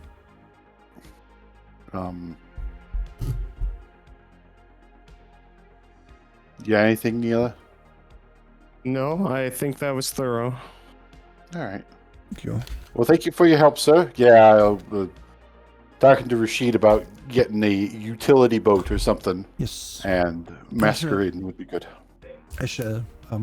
He opens the door and just says, Rashid, they have something for you, but I'm done. And then he says, Rashid just steps in immediately. Like he was just waiting outside. You half assume he has like a bug in here and can listen in anyway, but who knows? Yes. What is it you need? You have folks that would do real good with like a utility boat of some kind that's used for repairing, I don't know, utility stuff nearby where this guy lives. So you want to sail a boat on the outside in the ocean? Yeah, that's what I'm thinking. I can arrange a boat. I do not really have a utility boat. There's not really much utility going on in the ocean there, I don't think. Yeah, maybe this is a language barrier between the DM and Drake. What do you mean by utility boats? Oh, just like it's just a boat that is clearly marked, hey, this is a maintenance boat. Oh. Like how you have like the Coast Guard boats would be labeled completely differently. There's particular outfits and uniforms that they would wear versus a maintenance band boat. They would be wearing particular outfits, high visibility vests, etc. That's what the difference would be. And then also there would be like the equipment that you would expect if you walked on the boat. So this is what you would like to have, I gather. How quickly? Looks at Neela. I don't know. I understand that time is of the essence. I ask how quickly because I can get you a yacht or something similar very quickly. A maintenance boat of some kind would be more tricksy, as I have to get that from someone in the city who is not to notify anyone of the theft within a few days. Maybe a yacht would be fine. Yeah, I could spoof it and paint it and do all kinds of stuff to it. All right. Information for you there.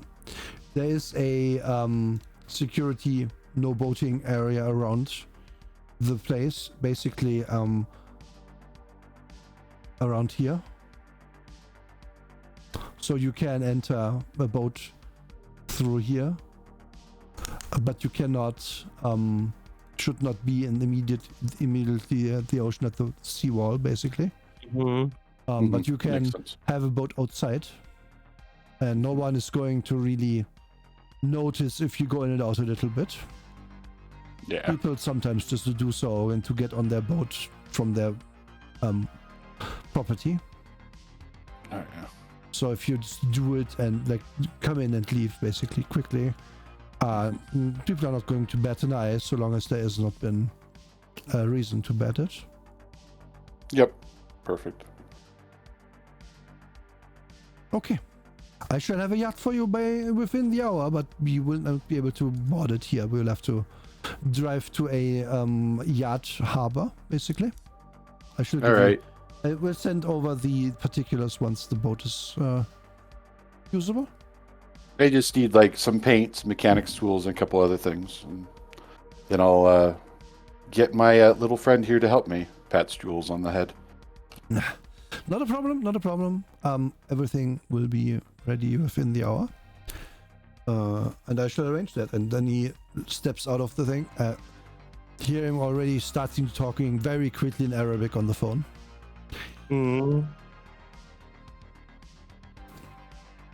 Okay. That is gonna happen. Meanwhile, UV, it is dinner time. Dinner time. Delicious time. You have to put this guy on the. Wait. Is this delicious in Dubai? Delicious in Dubai. Oh, he was never visible. Oh no, I forget. Yeah, wait, let me put him back. Just because the view is slightly different for stream. This guy, servant, that was in here before. Yeah. But he's gone for now. Yep. So today's dinner is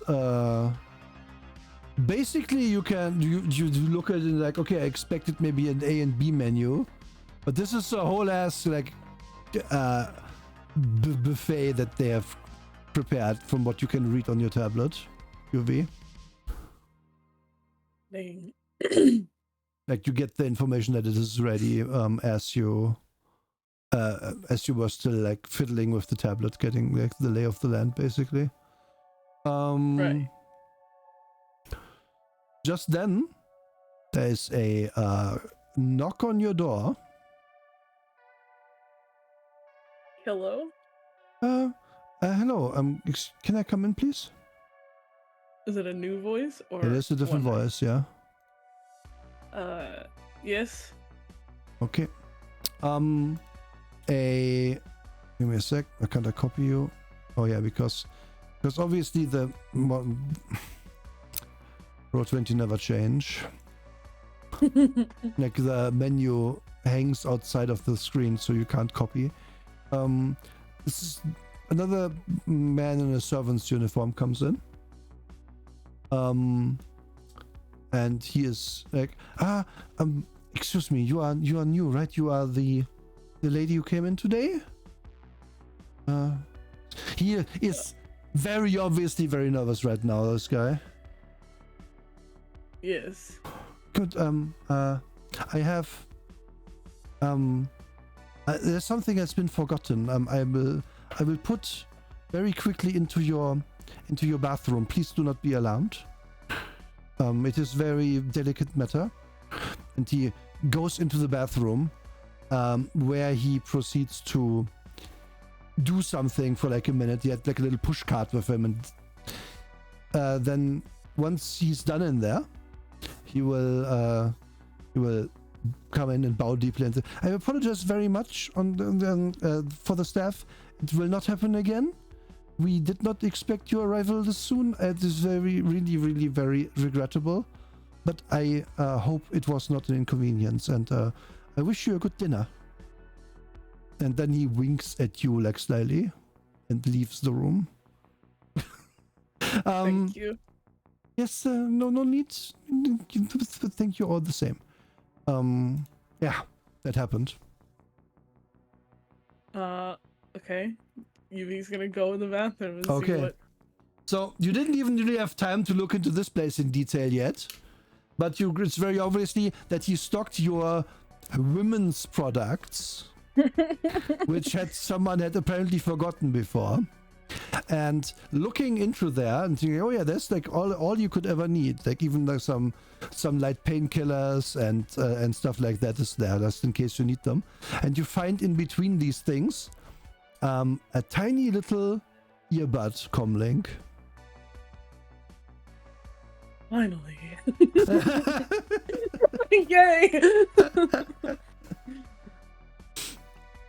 Good man.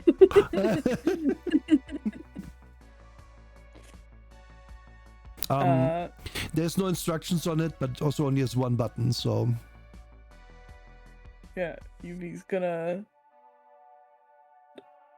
turn it on, stick it in her ear, make sure it works, and she can... Okay, so you do that, stick it in your ear, you really get a message saying you don't know the person who's talking to you right now. Oh, it was delivered very good. I warn you, we don't have 100% coverage at all times. We might lose connection. I'm currently connected though. We will get you to your friends, like the communication to your friends as soon as possible. Yes. Everything all right? Yes, everything seems good so far. Perfect. Yeah. The reason we can't always be connected, I'm on a boat outside. We have to move around to not be suspicious. Understood. We might have to go outside of active area of communication now and again. As I understand, your team is getting its own boat. Maybe you can have direct connection later. Hopefully. I will check in every hour. Very good. If you hear this, we sent you three blips, like when you open and close the line on a walkie-talkie. It means I have to go outside of area. Don't be alarmed. This is designed to be very subtle. Do not lose earbuds. We had this problem once. I could listen into someone vacuuming room in different place every day, but could never hear from other person again. And I would like this back. This is very expensive tech. Okay. Yes. Yep. You get... Gonna gloss over this. Rashid comes in again. Like, you have a feeling he just likes to come in through doors at this point. And it's like, good news! The communication has been established with your friend on the inside. Should be able to talk to her through this frequency. It might break down now and again due to the ratio of the line. Just so you know. Not cause for alarm if it happens necessarily. And gives you like the necessary info for Renat to connect you all.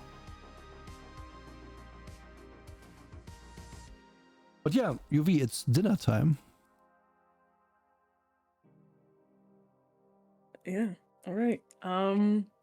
Well, the guy said not to go right away, so. Well, I took that into account basically. Like, Okay. Yeah. All right, then UV will just pick out a dress from the closet and get dressed and Okay. find her way to the Okay. dining So area. now this is an example of what you see on your way to what the dining area is. Like the whole place is, dare I say, gaudy in its interior design. Like it leads you through. It almost feels like this is like as it's the first time you're using this. You are pretty sure it leads you through the scenic route, so you can see everything a bit. Like it leads you through a side of the music room, which is like a large gallery with like you could have a whole band, like a whole orchestra playing in, and then some people could watch it. It's in house tour mode. Yeah, it's in house tour mode for your first one, exactly. Like through a large ass seating area, which you learn on the as you look on the map. This is apparently one of the like teaching rooms. What? This is a schoolroom? Does it look like that? And then and then after you go, how my school looked like. and then as you go down one flight of stairs, very like light stairs, they go down all the way, and you can just very breezily walk them. You come into the dining area, which is this here, and basically you see a bunch of people there who your tablet has names for as well. So the names you see on them are indeed the ones like the system knows them as, at least. Give me a second. Boom.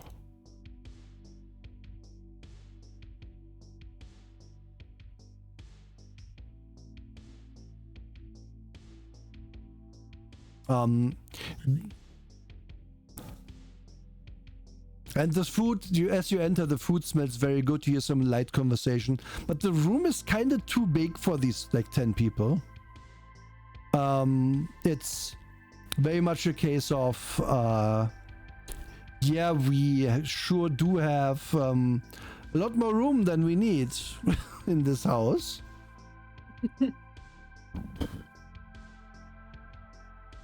Looking these people over, like I'm not going to describe 10 people now, because I would go insane, but you have... What? What do you mean? I would go insane doing it, because that's just how it is. But I will say, you see on each of them that they are either at least a meta type. There's some trolls, 2 trolls here, there's an elf, and of those on the immediate you don't really see why they would be like super special, but you can also acknowledge that they're very like pretty. Especially like the elf is that's some sort of person you would expect to see like on a Hollywood poster starring in a movie or something. But then you also have a bunch of others who are more or less heavily searched. Like you see a bunch of tails flipping around. You see one person whose name is Snow, who is basically black and white. Like the skin is completely white, but not in the albino way, but literally in the like marble kind of way. Very black hair though. Where you kind of looks like she's like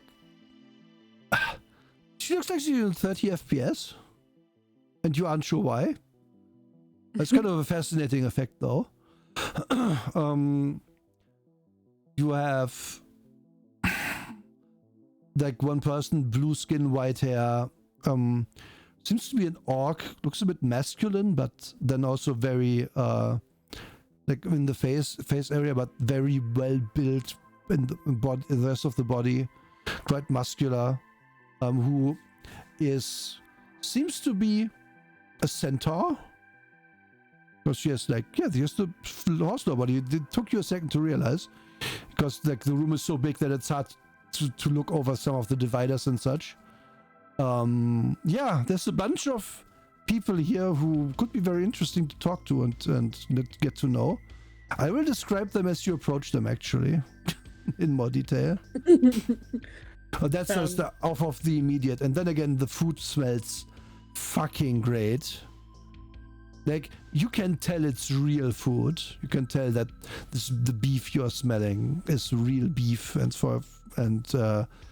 fresh vegetables are being cooked, and there's all sorts of things. And you see, like, so these 6 cooks arrayed to give you food if you want it, which is a dumb number for now 11 people in this room that are eating. Wild. Are they all like sitting at separate tables, or some sitting together? What you can pretty much tell is that there's like 3 groups. You have these 3, you have these 4, and these 3. Like, they're sitting at their own little areas each. Oops.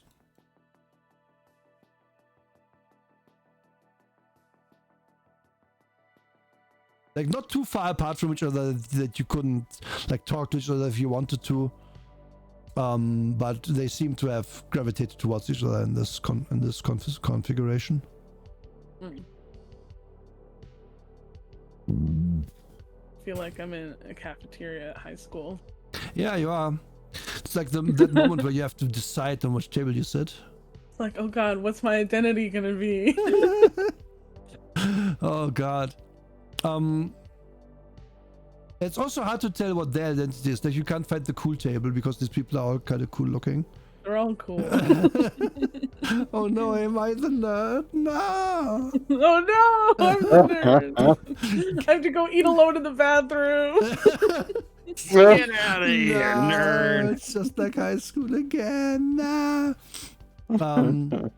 If you had to like put your finger on anything, maybe these 3 are like more fit than the others. These 4 like seem to be kind of cool, like this, like in the sense of not cool kids, but in the sense of a bit aloof maybe. Like, and these 3 from their dress and stuff, kind of more in the girly kind of thing.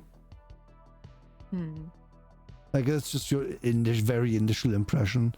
And as you come in, they also like as you come in, they all one after the other like they notice you, look in your direction, and you see some smiles, you see some like neutral faces. None of them is like, oh, come over, you and you, or anything. It's like a lot of sympathetic looks though. Like, it's like, oh, she's new, we know how we got here, so let's give her space and not crowd her or anything immediately, is what the vibe you get there. Yeah. Okay. UV will go over and get some food from the buffet. It looks like you assume they have to have like the fitness room, because people would just get very fat here otherwise, because this looks all very good. Just probably it's the best smelling food you've ever had, actually, so far. I haven't tasted it yet, but it seems very, very good. She's not gonna get like a whole lot on her plate. She's gonna like take like 1 or 2 things and put it on her plate. Okay. You don't put shit on your plate. They do that for you. Just Okay. to make that clear. They like whack her hand. Like, when you come in, the closest cook like takes a plate for you and it's like, what do you want me to put on it, basically? Like. Oh no. And then you also notice that one of the like wait staff steps in ready to take this plate to your table. Like, we are on that level. And you aren't quite sure if they're pulling out all the stops or not. But then you also see that one of the other tables, like, one person taps on that tablet and then immediately a waiter basically like instant transpositions to that table and it's like, what can I bring you? Like, it's yeah. It is 11 out of 10 luxury right now. Okay. I'm gonna roll a 4-sided die. Okay. Oh, it's one of the options is sit alone. Okay, I see. Yeah.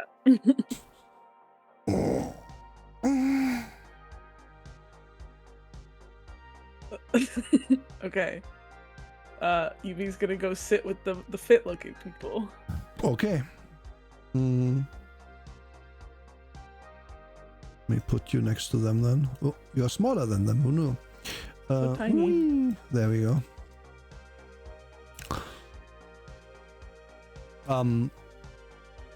The centaur Olivia grunts loudly when you sit down and it's like, welcome. And the other two are like, yeah, hi, you're new? I mean, oh yeah, wait. They would have put whatever name is on your fake sin as your name. What's your name here right now? That's very important. Oh, on my fake sin, it's Calliope. Okay. Can't rename you, but okay. Calliope, okay, hi. Everything okay? You came in today, right? Yes, That I is, did. Rose is talking. You can tell Tamara with the dreadlocks, she has like her arms and legs are snake skinned. And she also has like a very long tongue that hisses out now and taken out of her mouth. Olivia, we already talked about. On up close, it's clear that she, she's built for a centaur. Even like centaurs are always big, but she's particularly big. And Rose is again, that's the supermodel elf I mentioned. She doesn't seem to have surge. Not sure, maybe there's something subtle going on with her. Like a lot of surge isn't that noticeable. Maybe she glows in the dark or something. But Rose is also currently talking to you. So, yeah, everything okay? I suppose so. Okay, I mean... A bit jarring to wake up. It somewhere is, like yeah, it is very much so. And you get used to the place. She doesn't seem like... She says that as in a, like... kind of oof voice. Like, she doesn't seem to be super sure of that herself yet. Like... Did they explain where you are? Not really. I'd like to leave that to us, I guess. Well, you are... Said it was of no concern to me. That's bullshit, isn't it? So as far as we can tell, we are probably in Dubai, like the city, and just like there's some sort of rich guy who likes exotic women, kidnaps them, kind of fucked up. And this is like the training area. You get the real harem later, something like that. Like this You have not been here long either? The oldest one, I think, Olivia here, has been here for 3 years. So Olivia says, yeah, so punch a guy out or destroy things. I don't like it here. Fuckers aren't going to tame me. Those... The food is good at least. I tried to get out, but there's too many guards. I don't know. But I will not let them bring me to their stupid... whoever the fuck this is they're working for. They never say. Like once you are nice and kowtow to the guards and everything, they'll let you in. They'll let you through the other place, and then you can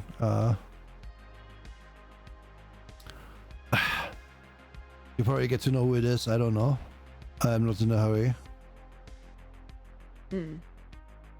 Yeah.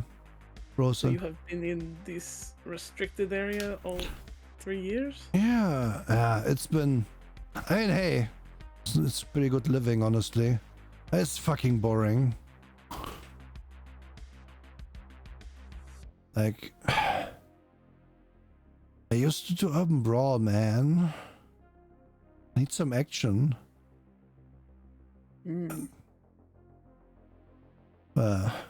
Rose is like, well, many of them eventually are like, yeah, might as well get over there, get more freedoms, and then maybe I can call out or something. But I assume if someone had left here, they would have shut it down or something. So I don't know how effective that really is. But it's everyone's individual decision what they do. Like I think whoever the sick fuck is who does this probably just watches the videos of us anyway and gets off on it or something. You know, that would check out there's cameras everywhere. Yeah, even in the bathroom. It's tomorrow now. Oh, creeps. Gross. It's kind of like, you know, we don't like it here. Like those other people, she points towards the southern table. They're kind of on the quick path to getting to the actual harem. I just wonder, they just either they gave up or they see it as a good idea. And the others are kind of new, like you. They don't really know yet, I think. I see. So if you could leave, you would? Yeah. Absolutely. And I have a family back home. I was married, but my grandma needs help. And they say they gave her money, but I don't believe them. So my grandma doesn't need money, my grandma needs me to be there. I have heard of scamming the elderly. Yeah, fuck that.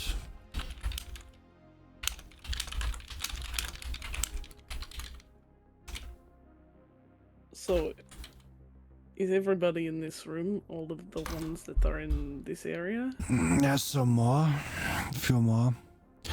But not that many more, no.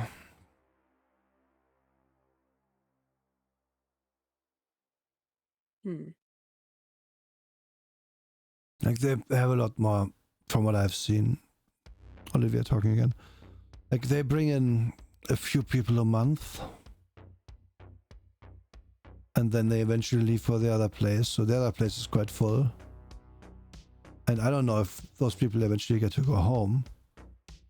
Or if there's hundreds in there.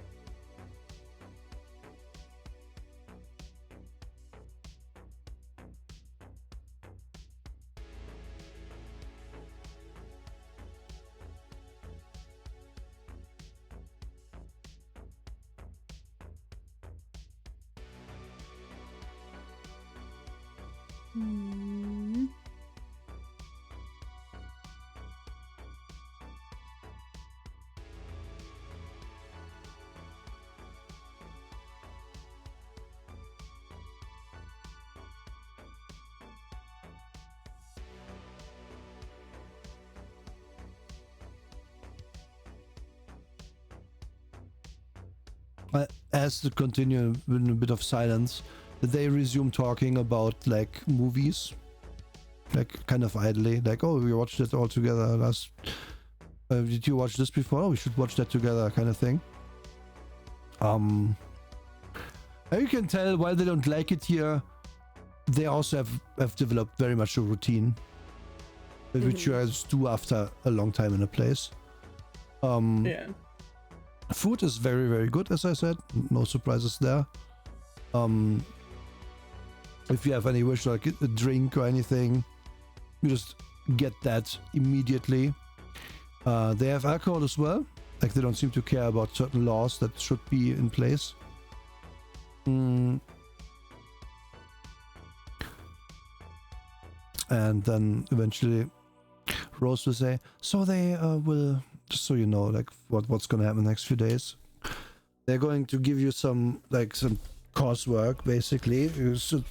They teach us all some Arabic. They teach us like some etiquette classes, stuff like that. And then you can also learn other things if you want. They have tutors, like all sorts of things. And when you make sure that you have good behavior, they eventually will ask you, I will bring you to the other side. That's how it works. Usually it takes half a year at least. Like there was one girl who got very quickly shoved to the other side because I think maybe the guy had a particular liking for her. But that was still like 2 months or something before she went. I see. So the time varies on Yeah. Like if you different factors. basically good behavior gets you over quicker. Or stops you. I think I must punch someone again tonight. So Olivia talking. I think it might be a good idea for a while if a new girl comes in, I punch somebody. If it feels right. It seems like good tradition. Yes. But yeah, so you know the staff. Some of them are snitches, some of them are okay. Like a lot of the people here need the work, so they can't really do much. But do they record us talking? right now probably.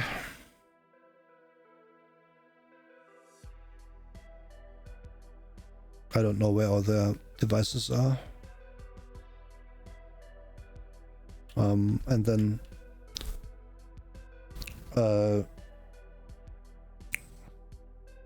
tomorrow will add obviously also their tablets are bugged and stuff. That makes it's natural.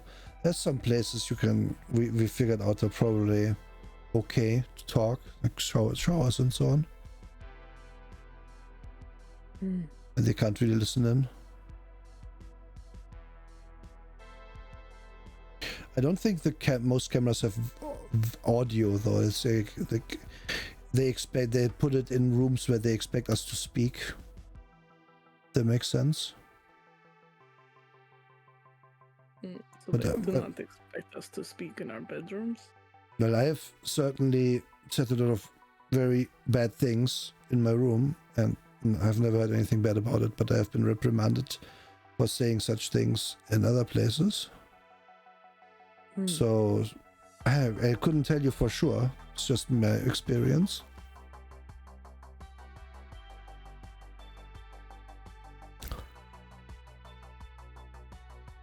Well, also, if you do punch people, they're gonna rough you up.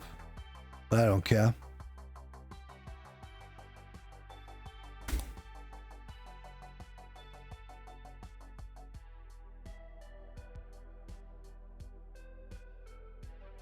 No worse than the alternative. Yes, exactly. It's the nicest prison in the world, but it's still a prison.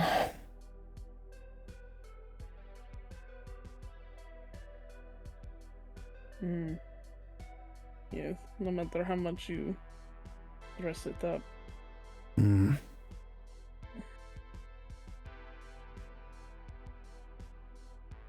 Yeah, anyone with sunglasses on, those are guards. Like the glasses are like for information about us and stuff as well. I assume. Oh, I see. It's from the way they look at us sometimes, and then, yeah, if you see sunglasses, you know it's one of them for sure. Don't get in trouble with them unless you want to. Normal staff is normal staff. Like, it would be a bit of a dick move to punch one of the cooks or something.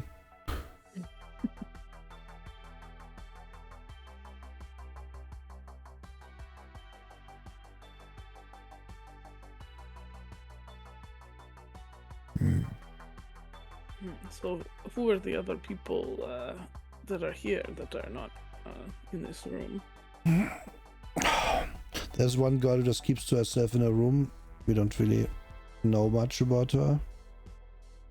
And there's 3 who they're usually together.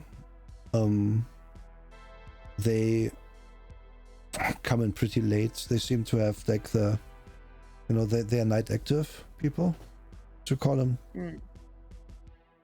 Nocturnal. Yes, exactly. They eat late. Or one of those furry elves with the from Europe, those guys. If you want to meet them, you can just hang out here for a while. They're gonna eventually come in for what they call their breakfast. They're a bit of a clique because they are like they're apparently from the same place or something. I haven't talked to them that much. What is their attitude about this place? I don't know.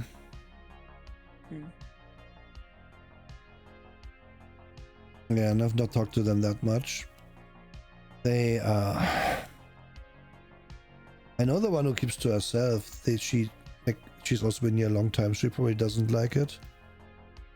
But those night elves, they have been here for maybe 3 months, maybe 4 at this point. Kind of blurs. I don't remember. But they're not like super long, so I'm not sure what their deal is. They also have night classes and stuff like that, so they don't. We don't have to do that much together usually.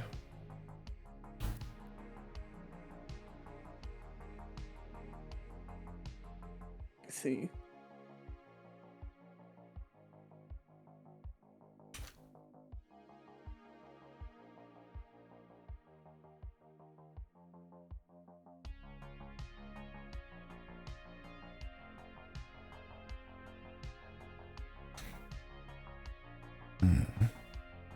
Trying to skirt around talking about what I actually want to talk about because not in a good place to talk about this stuff, so just have to keep playing dumb. Well, yeah, it's true. That's kind of the problem of this. Like you could, like they said, certain places where it's loud, like a shower, you could talk more openly.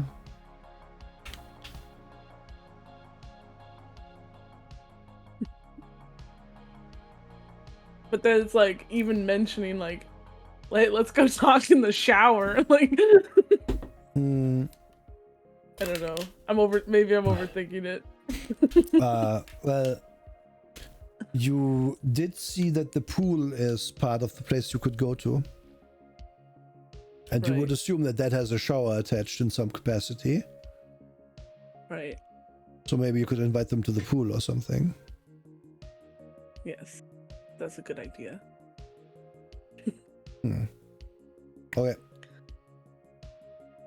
When you do that, they exchange a short glance and they're like, yeah, sure, we can go to the pool after. None of us have eaten too much. We can swim. Then Tamara just snickers to herself at the dumb joke she just made. And Olivia says, yeah, okay, sure, I can go. I don't like swimming, but yeah, okay, sure. And then Rose is gonna try and be like, yeah, okay, listen, I'm gonna need like an hour. So let's meet there in about that time, okay? Okay. Cool. And then actually Rose is going to say, well, as I said, I need about an hour right now, so see you later. She's gonna leave, and her standing up more or less makes the other groups also shed some members, as they had already started eating when you came in, so they are kind of done eating, and they don't all file out. But it would be a good opportunity if you want to talk to someone particular alone or something, to just like maybe wait when they leave and leave with them or something. Of course, you don't have to. I'm just saying.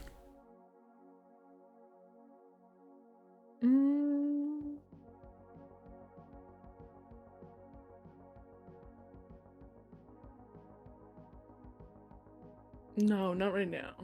Okay. Then, back to the team for now. Team. Yes? You have gotten the location of your boat. We have. Yeah, you have. It was given to you by Rashid. Very good. Yeah. What is it you want to do? The sun is also setting. We're gonna sail a boat. Renard wants to drag Jules and Sunspot along to make over the boat a little bit to make it look like it's a maintenance boat, and throw Okay. tools onto it. You like the boat is not here. It's in the yard harbor. Yep. And you probably want to bring the stuff on, but then sail it out and then do that. Yep. Okay. Just Do making that that on the sure. water. Ken, thank you for the raids. Hello, raiders. Welcome to Shadowrun. Thank you so much. What was I doing? Saying I lost my... We're sailing. Yeah, I'm sailing. okay. So you drive the car to the yard harbor. Please do me a driving roll with Renard. Haha! Wow, I rolled really high for that. I did not expect to have a sailboat icon, so we're gonna have to wait. I have the perfect plan. But yeah, okay, you're driving basically exactly the speed limit. No one even bats an eye. Yep. Okay, so you have your own boat. Yeah, perfect. Are you okay, Soldier? Look at this luxury yacht I draw you. Toot toot. Yeah. Oh my Steamboat. god, that was my favorite boat. Actually, the yard harbor is over here, so you don't have to drive super far, but it's still like a ways. Meh, it's okay. By then it'll be Yeah. like dark enough. Yeah. That will. Like you kind of notice just how empty the streets here are, because it's a rich people town, and not that many people actually live here. All things considered.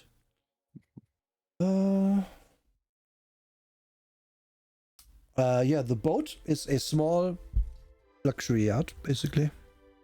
Okay. That means it doesn't actually have a sail at all. It's just like a It's a motorboat. Yeah. big motorboat. Yeah. Perfect. Mhm. And Renard is good at driving, so yeah, you have gotten a bunch of tools and other things at the freight harbor, okay. and they brought that in the limousine and like in the trunk. And you can make ready the boat pretty easily. Sail out. Do you also have sailing skill? Yes, and Jules does too, so I'll have Jules do that.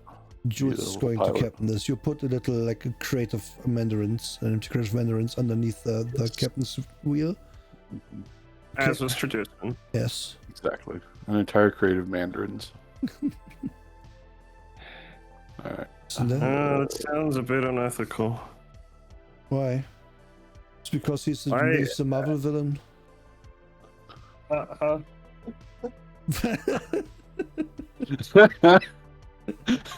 That got you, didn't it?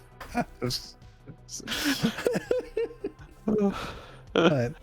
So you sail out the boat, and I assume sail into the general area over time as you prepared. Yeah. Okay. This is a good opportunity for everybody else who isn't piloting the boat or messing around to chill, make sure that hey, we have an idea of where spirits are patrolling, Yep. what kind of pattern the Coast Guard might be patrolling in, etc. Yeah. Where they drew the red line, there's like a bunch of buoys which are just like, hey, don't cross line. But they don't really deter that too much. It's just like this is the no-go area basically. But you sail into it like once to test Rashid saying that no one cares, and yeah, no one does care. What else? If you want to look for spirits, you have to roll for that. It's hard just imagining the guy is strapped to one of these buoys going, there's a Shadowrunner supposed to pick me up. No, he drifted all the way here from Hawaii. How is he surviving? Oh no. Oh my god, that's He's eaten horrible. so much shellfish. Terminology's all swollen. He's gnawing his barnacles that he has developed. Oh yeah, I love it. Okay, All right. extra stuff and other things that you want to do on the way, you tell me. Also, like, I'm not gonna have to roll for disguising the boat as a utility craft. It's fine. I give you enough details. That should be good. Yeah. Part of that is that this boat actually has basic ruthenium coating, meaning you can recolor it. Right. So looking at, I'm gonna roll for. Unless you were, did you have stats for Portia, or did you? I just winged it with her before. I'll wing it again. Then So makes sense. I'll make her roll as well. and I have to reroll. Funny anyway. Basically, Portia is keeping a good results for later, I think. Makes sense actually. So Portia and you both realize, like, yeah, this compound, there's spirits. There's a few spirits above it, but not super far above it. They're kind of keeping close eye on the ground. Powerful earth and fire and others, like elemental spirits, pointing you that there is a hermetic mage or maybe even two on retainer over there. The power level of these spirits is between 5 and 7. Okay. Which is the 7. There's 2 7s, which are like, oof. That's big. That big spirit, that problem. You can tell that the building is also a barrier. Okay. With like some parts of it being impregnable, some parts of it are more like, yeah, the walls are a barrier, a weak barrier as deterrence. But it looks like there's enough holes in it from windows and other things that's really more deterrence than anything else. Mainly what that means is that you have to be careful as a mage walking around, because if you like disturb a barrier in the wall, that could still be an alarm, even if like you didn't actually break it or anything. Okay. So with that kind of security. You don't see other signs of active spells in the area. Okay. Notably though, like the surroundings are also not low security. Like it's maybe fewer numbers of spirits around, but the spirits you see are all kind of powerful. And noticeably as well, like if this is the area where this compound is, the areas to the left and right of it, the immediate ones, they are not in use, but are still sporadically patrolled by the same spirits that do keep watch over the over the compound itself. Okay, perfect. And then lastly, the thing that Portia will notice that Sunspot maybe doesn't. On the outside, there is no spirit in the water, but she projects on the inside into the water, and then she can tell, yep, there's 2 water spirits under the water also keeping watch. Okay. Bringing your total count to 7 spirits. 2 level 7 fire spirits. The rest is a bunch of earth spirits and 2 water spirits who are level 6. All right. Well, it looks like those 2 will have their hands completely full. It will be like Portia's ghost contingent is about on par with these spirit that you see. Let's just say. Yep. Okay.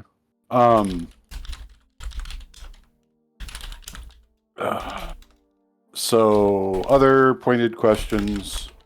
Do any of these buoys have a signal? In what kind of signal? Like any kind of like electronic signature, or like do any of them have a comm of some kind in them that they relay information from? Or are they just buoys? Those are just buoys. Okay. They have an automated sender that says, "Hey, this is an off-limits area." If you contact Okay, them, that's it. Okay. by law of City of Dubai, this area is not to be sailed in. Just a fine of this much money to do so. Okay. And you can tell now. And you can tell now, knowing not that much about Dubai, but you can tell that okay, this is just basically to deter tourists, because the fine is kind of low for this place. Is it possible to hack the signals of these collectively so that later I could have them put out a different message? Collectively would take you. They don't have a super long range and they aren't slave to each other, but if you sail around once, yes, you can hack them all. And it wouldn't be that difficult. Yeah, I figured it wouldn't be. Alright, should I just roll like a hacking check to cover that? Since I assume you would start with the first one you see. Yeah. And not just wait till here. Yeah, okay, what do you want to like? What you can do, what you notice that these boys aren't really slave to each other. However, there's not really any like particular safeguards put in place for them to talk to each other if they wanted to. Yeah, but since that's there's what very she little would wind up code on doing. them, that's not implemented. But you can implement it very easily, and then you can have them like as a unit. Okay, basically, perfect. and that's your unit if you want it to be. All right. Yeah, like she would inform Neela. Now this is one of those misdirection things that's really great. We can say that there's a biohazard exclusion zone declared here or something, so that when the Coast Guard comes in, they're really confused. That sounds good. Of course, I assume they have no sound system, nothing. It's just broadcast. That's it. They sent this message. Yeah, it's a broadcast though. Like, it is pretty loud in AR, but it doesn't really mean much in the real world if you don't have any AR on. Perfect. All right, cool. That's covered. And then of course, if we sail, are like the Coast Guard like actively patrolling the area regularly, or what? So the thing is that there is a shipping lane like going. Let me draw that in with a different color yet again. Like a shipping lane comes in from up above.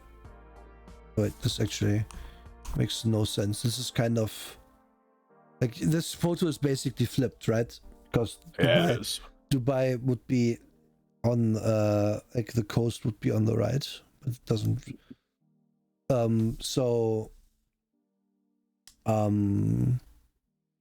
Stuff is coming from here. Oops. From here, as they enter the Gulf. And then shipping will go like here to get to harbors or here. So you are kind of at a not super active, but at the shipping lane, so to speak. And that means the Coast Guard is patrolling, yes. But they seem the interest seems to mainly be with cargo ships that come in or other ships that come in, not with local ships so much. Like especially yachts, they seem to be. Yeah, you can imagine that in this area, if you are the Coast Guard stopping a bunch of yachts all the time, it's going to get you in big trouble really quickly.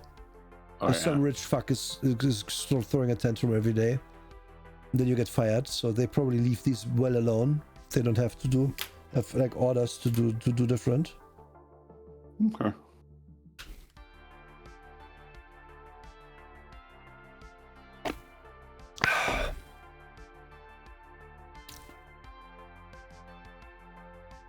Oh yeah, since you found out about it, this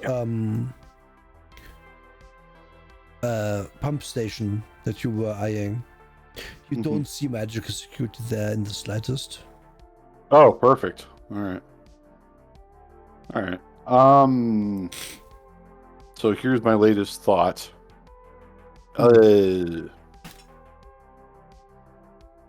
this might just help us later, it might not, or it might just be too much information. What Drew will do is put in as a result of the hacking thing that she did. For the benefit of the viewer, Renard will do this. Yeah, sorry, Renard. Sorry. It's okay. Goes by many names. Yes, I'm just making sure.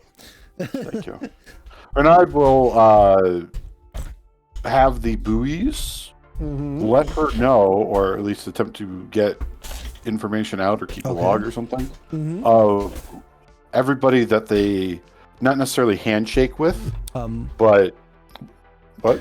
Since you had 8 successes, Yeah, that's what I'm playing each off of these buoys, they are standard navigation buoys, meaning they have in this time and age a camera on it and the weather sensor and stuff like that, so you can be like, no, this area sucks for shipping right now because of a storm. Yeah. Also, we have to detect that we must turn their lights on and shit like that.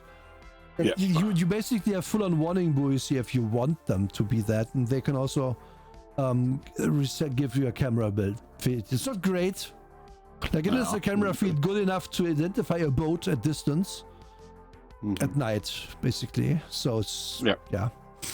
A lot of that is what very I was possible. getting at was Drew keeping informed of the comings and goings of whatever in the area No problem. via these. No problem. Yeah, that was the other thing. All right. All right. So at this point, she'll... to be frank, there are 8 successes for those fucking boys. If they can do something, they can do it for you right now. Yes, exactly. What that moment where somebody's actually playing a decker now? What the hell? Yep. She will turn to Neela at some point and just bluntly ask, "So, do you want to have a look up close at the premises, like right now? Since we're out here." I mean, okay. Yeah. So what does that entail?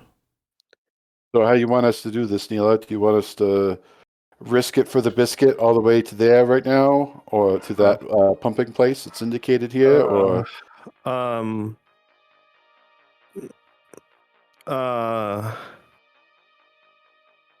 Pumping place? The pump station on the map that's got the arrow pointing directly to it. Yes. Okay. I don't want to risk biscuits. So you go there by boat right now? No, that would probably be the bad idea. Yeah, that's why I'm confused. Yeah.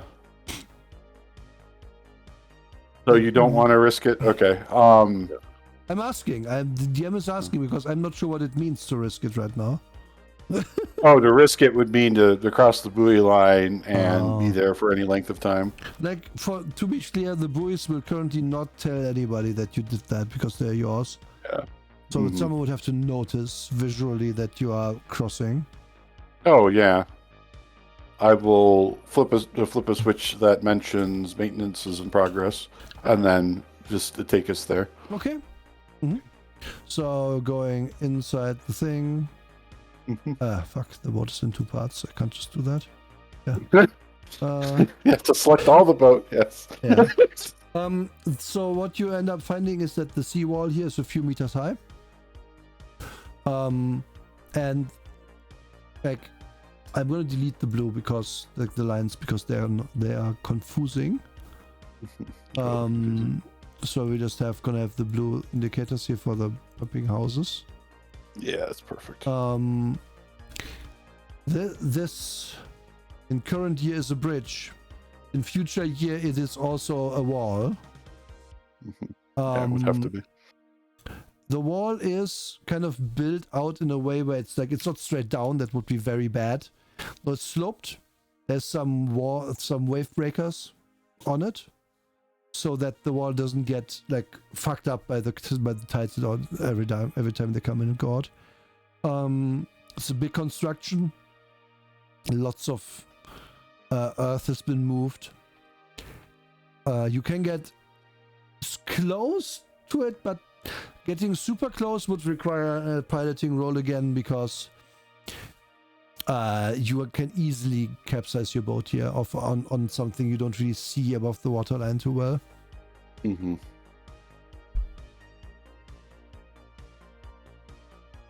Yep, and it would have been like none of us thought, oh, maybe we should bring a water drone with us, but then water drones are something that water spirits might go, hey, over. Yeah, those builds were on the inside though, like they are currently on the outside. Oh, okay. There, that makes more sense. All right. Like if you want to go in, very technically, like you aren't sure how the security actually is. What Rashid said is that you aren't allowed to go in here, right? Yeah. Like you can go in to park your boat over here. Or you would be allowed if you had like permission, I guess. If you have but permission, crossing this is forbidden. yeah, So currently going too close to the outside is kind of hazardous because of the wave breakers and the somewhat haphazard construction of the seawall from what you can see. Oh yeah. Like they have piled Nothing up is in the code. large rocks and stuff and then poured concrete and put stuff in front. And it's kind of unclear how deep the area near the wall actually is. You could easily swim a few meters to it though, and then be there. That would probably be fine. Or like some other way. Like it feels. If you were to jump into this ocean, it would be fine to swim to the boat.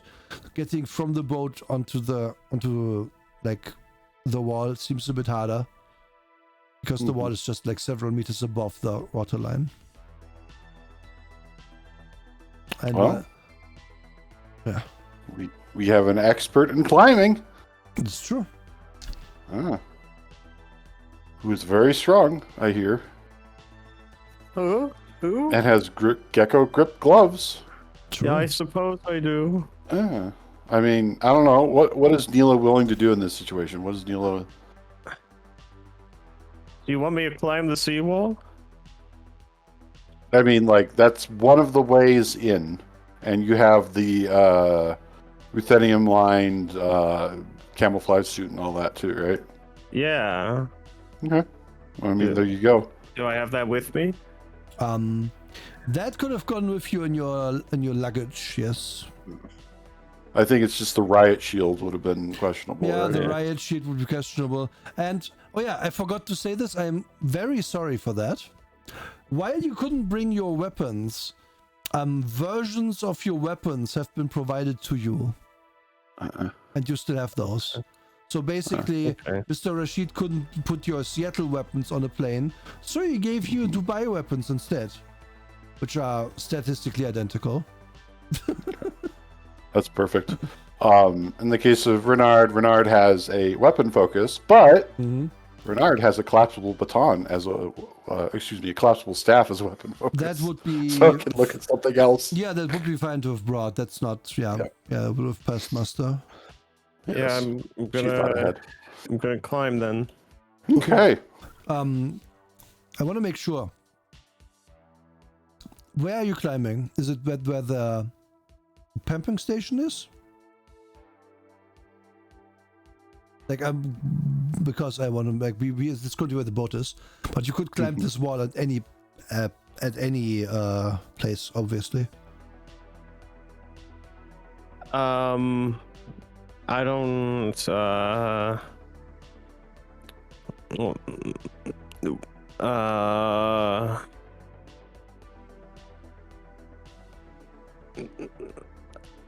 was just gonna climb the seawall.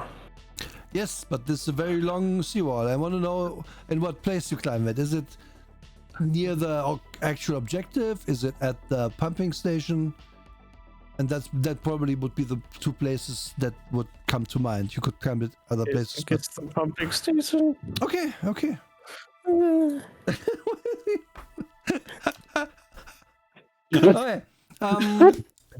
Make sure you're hydrated and sitting correctly and comfortably. I'm sitting very comfy. I just drank, but I will pour myself a new one and take another drink. I haven't drank in 3 hours. You should I can tell. Please take a drink.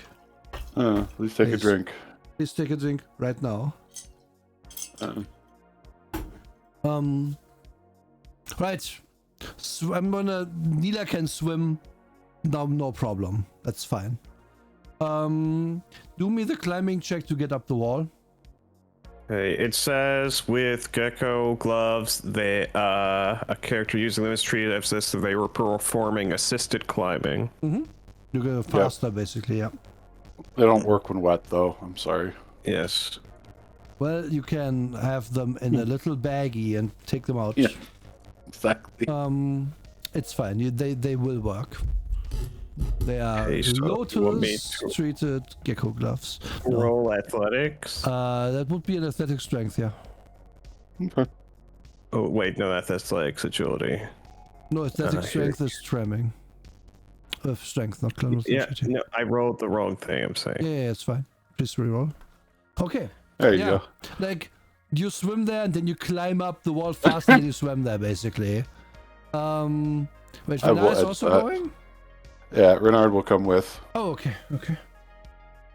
No, wait, Renard.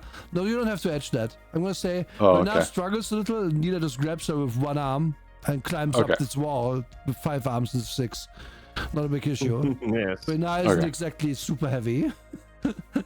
So Not for Nila, no. So no edge expenditure for that. It's fine. Okay, perfect. Okay, you're on the wall. If I will draw a very crude representation of what this looks like. So basically you have the seawall here, like this, and you have the ring road that leads all the way around, and then you have like the compound, whatever the fuck. The compound, the pumping station, empty lots in places, and so on, and that ends eventually. And then there is a beach. On the other side, you can look where you are. Since the pumping station is just a little industrial thing, you can to the left and right totally see that. Getting down from here, like the wall is actually sheer, but it's again for Nila it would be no problem.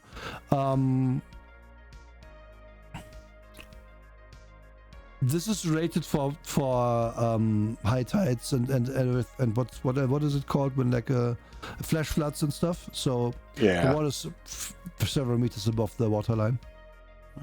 Because if that gets flooded, it kind of fucked on the inside all the way through, right? So it has to be high enough.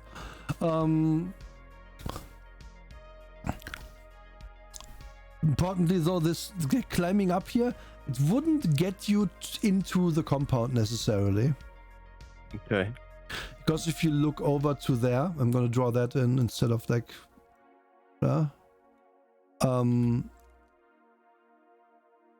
you have like the building standing very much like here, taller than this, but there's also an outside wall here. And then you have like the nice garden area. And then another wall. But this wall, very importantly, that goes around and somewhat into the sea. But parts of the thing you can tell from where you are, from the vantage point you have right now. There is just like you could just go from the building basically to this beach and swim away. That would be possible, leading you to believe that maybe they don't allow people to just do that. But yeah, that's what it looks like from what you can see now. Can I roll and perception for chat as well? This is what we mean. Sorry, I keep forgetting that the thing is a bit smaller. What do you want to peek at particularly? Like if you notice anything of note? Yeah, I have vision magnification. Sure. In my contact lenses. Do me a perception roll then, yeah. Renard assists with her own similar magnification. Okay. Let's see here. Where'd you go, perception? Shoots a mess. There you go. Oh, okay. Nila, you realize that Yeah, the salt water is kind of doing something with your contacts, and as you try to magnify, it's like, what the hell? No, this doesn't work right now. And then you have to like get them out and recalibrate, and it's kind of a mess. But you fix them. But then Rena can point you out the interesting bits that she has spotted. Yeah. So the compound, you can see the cameras on the wall pointing inside and outside. There's a big gate leading to the main entrance. You can see that there's at least 4 flying drones patrolling above. On both sides of the compound, there's a road leading, like capping it off, like the whole compound. If I drew it different way, peace. Yeah. So it's like this is the whole area. You have the 2 buildings, and then there's basically this is the wall. But then there's like road here and here and here, leading around it, so to speak. And there's 2 cars driving around on that road, like doing, like going from one end to the other the whole time. That's probably the worst security job you can imagine, but also probably the most quiet security job you can imagine. Because it's so unlikely that someone gets over this wall, you feel like, from the inside, because the wall is quite high, tipped with barbed wire at the top, NATO style barbed wire, so it's extra nasty. The beach, like, it is noticeable that the wall goes through over one part of it, and then there's beach here.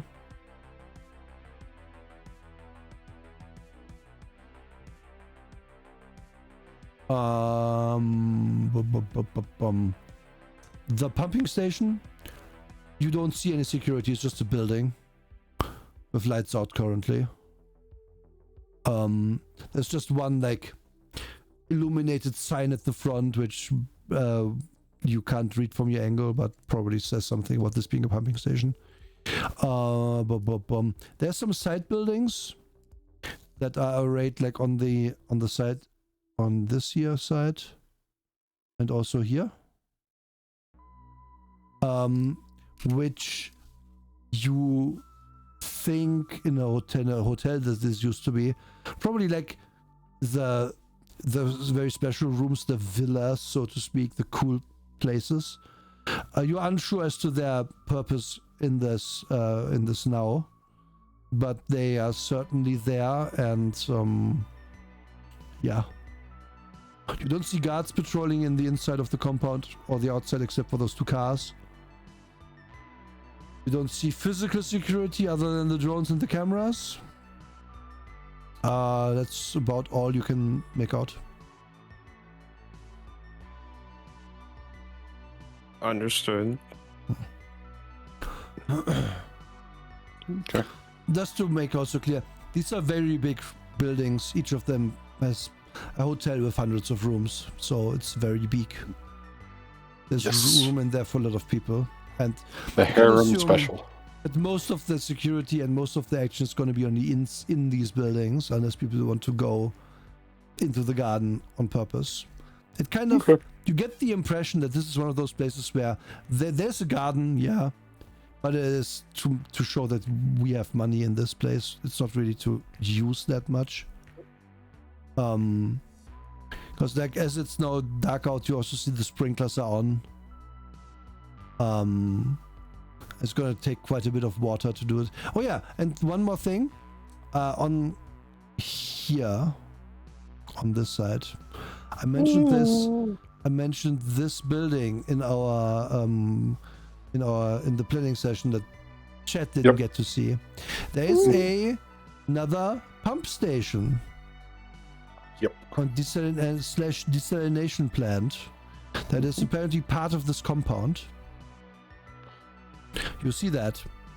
You see that it also has cameras. You see that it does not have patrolling guards, or that again the 2 cars that are driving around on the road. And you have to assume that if water is to get from there into the buildings, there has to be a pipe and a tank of some kind for the fresh water they make, and probably not a small one. Right now, you think you can tell that like it's probably also water treatment in there for like human wastewater, you know, like shower water and like toilet water and stuff probably gets treated and reused as well, because it is a lot easier to do that than to desalinate seawater. Yeah, and it's easier to do all this than to pipe it in all the way from the city. Yep. Try to be as self-sufficient as possible. From what you can see from other places on this ring thingy, yes, they have the big pipes to pump to make sure the whole thing doesn't sink into the water. But they probably don't have central plumbing, like aren't connected to the city plumbing. Probably all have the individual thing, and in this case, it's like to the side of the hotel, from a hotel, probably so that it isn't like an eyesore, basically, right? But yeah, that's probably an in via some sort of maintenance entry or something as well. Okay. And actually, probably also if they are connected via with their pipes to the city grid in any way, the water grid for the salt water pump out, that is probably where that's connected. So you would go from this station here, pinging, from this station here via some sort of underground thing to this station, and then into the place. That is how it. How you would have to assume it is. Okay. I think this is a point of entry. We would go down through here and come out there. I could try to get a data spike in there in advance, so that I attempt to hijack the systems in advance. It's good. Because having to do it on the fly, well, you know, put in a back door or something is what I'm thinking. Anyway, let me handle that technical side. Do we want to just go and do that right now? You got my back? Yes. Okay. So yes, that's exactly what Renard wants to do now, is go through that one pump station to come out at the desalination station that's there to see if she can toss a back door into their system that we can use, that she can use later. Right. Yeah, you can sneak in there. That's like the place is. Again, this is a very high class area. It is nighttime. Like you can tell, like for example, that there's a building here where there's a big party happening of some kind. Oh yeah. This place is pretty serene, all things considered. And over here on these are individual villas basically. Also here and there's action, but mostly it's very quiet. And sneaky, and the road is dead as fuck. Like there's no one driving on it right now. So sneaking to the station doesn't even need to roll right now. That's very easy. Arriving at it, you can tell that their electronic security lock is quite good though. So to crack that, you will have to definitely roll me a hardware check. Oh no. Gosh, I wish I'd taken that. No, I've got that. I wonder how many dozens of dice Renar might have. Yeah, exactly. It is good that you brought someone physically who's good at this. Definitely. Yeah, I wasn't gonna let Eli go alone to do this. Don't worry. Don't worry, son, dude. You like think, normally the main entrance would be kind of stupid, but I don't see a side entrance. And there's literally no one here, so just crack this fucking door open. And within like 2-3 minutes, you do, like without raising any alarms, and then you are inside there. The inside, you can see a bunch of like what you call them, Renraku manservant drones, who are maintaining the place. It seems they're literally on autopilot in there, working the area, because the place itself is kind of old. Like it's some decades old. And these drones have just been reprogrammed to take over the work of whoever worked here before. and they do not acknowledge you as you come in. Probably because they are not programmed to do so. Meaning that the next part of this is going to be kind of easy. Yeah. You can no problem find an entry up to the maintenance, to the pipes. Like looking around a little bit. Sneak in there, and the pipe entry is such that like if Sunspot is really careful, she can squeeze through. Cool. But it's not easy, and for Neela it's also like, yeah, you can fit through here, not quickly though. No. Like Neela has an easier time. Do you have? I remember you having double jointed or something. Is that a thing? Did you get rid of that? No. Okay, no. Well, yeah, then definitely it's not easy, but you can fit. Yeah. For Sunspot, it's yeah, it's possible, but not easy at all. Yeah. And for May Neela, have to it's do.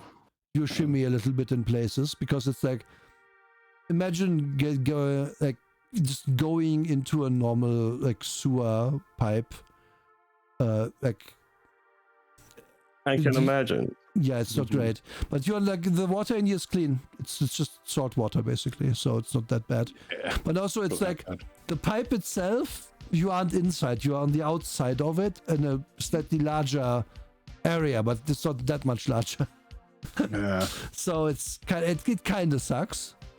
But you can get through that over the course of actually like half an hour because of the length of this area. Yeah, length, cramped, everything. Yeah. You have to crawl around this pipe, get over that pipe, etc. Yeah, exactly. Make your way towards this pump station, and arrive at a also very secured door that probably leads into it. You passed 2 or 3 other doors on the way that you know aren't it because you aren't far enough. Mm-hmm. But you're reasonably sure this would be the one. Okay.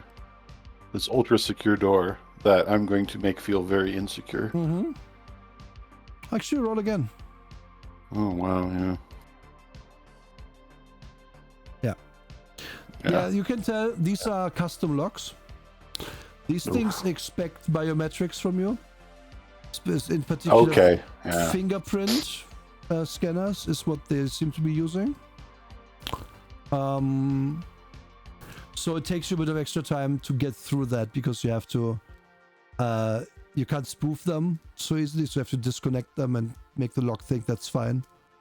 And then send the correct signal, and it's all a big thing. So it's kind of good you did this beforehand because you're like in there for 10 minutes cracking that lock. Yeah. But you're and then that way, you're back learning doors kind and of but yeah, you're taking with you like if these locks are in other places, you kind of know what to do now a bit better. Yep. And then you are in the or rather could open the door towards this pump station. Mhm. As you like crack it open a bit, you hear people speak Arabic to each other, 2 people.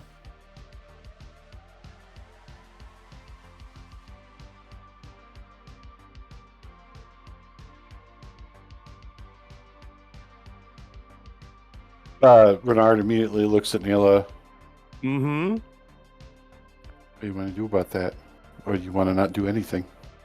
I think we should not do anything. All right. You can do that. It's totally up to you. Since Sunspot is on the comms, I'm gonna say Sunspot is gonna be able to tell, yeah, these people are talking about like, oh yeah, we have to fix this. You need to order the part. Oh, but it's sorry. fine. Renard also knows Arabic. Renard also knows. apologize. I did not realize. Okay, I then Renard forgot to will tell be. you. It's fine. Renard will be able to tell. Yeah. Okay. So, no, we need to order the part, but it's fine. The B pump can take over for now. Now we're fixing this tomorrow. This is not a night job. Like fuck that.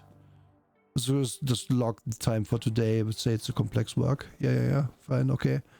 Do we stay in here a bit longer to make it look good? Yeah, sure. Wanna play cards? Yeah, sure.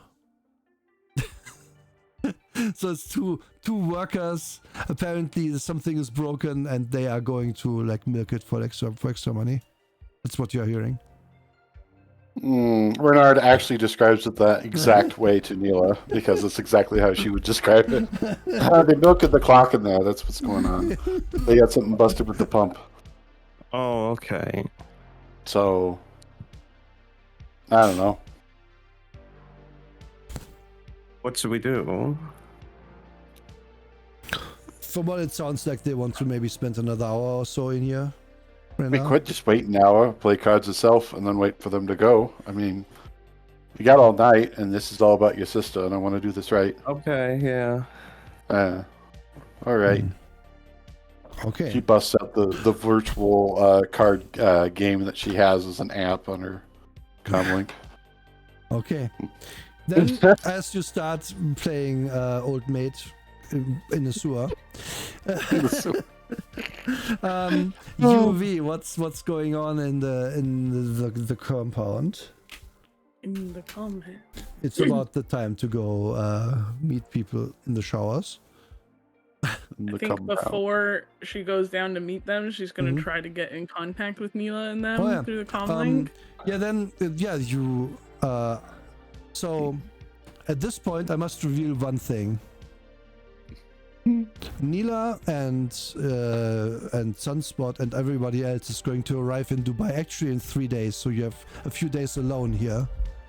Oh, okay. So this is I'm here before. You are 3 days in the past. I've just been running it like this until an opportune moment to reveal. Okay. I'm sorry.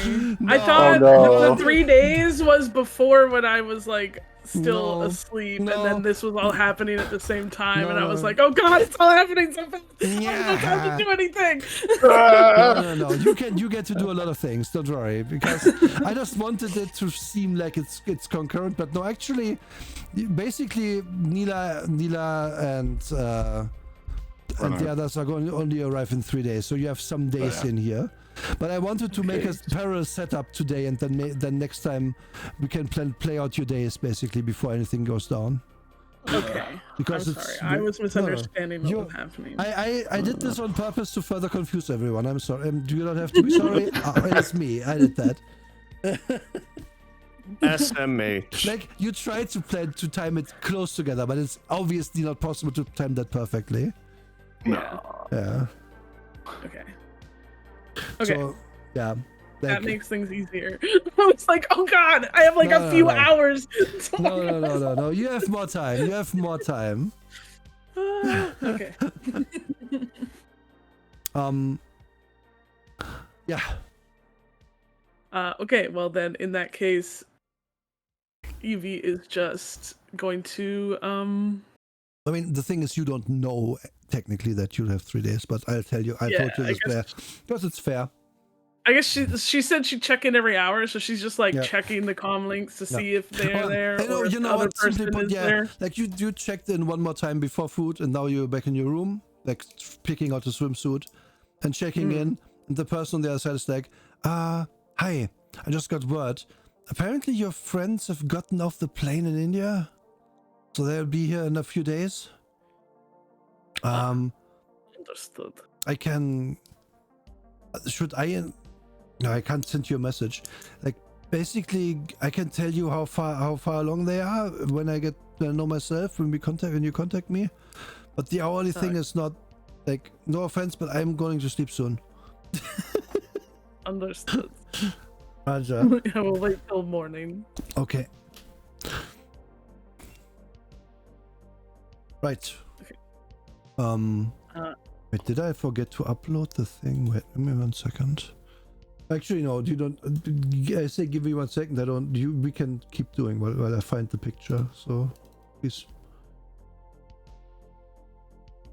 Yeah, Evie's just gonna pick out a swimsuit and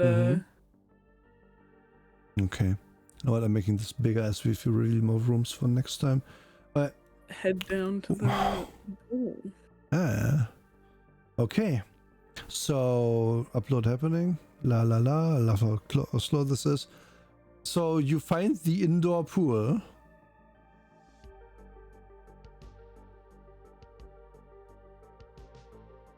Excellent. Are the other people there outside of? You find that when you enter the area, like there's a place where the showers would be stuff.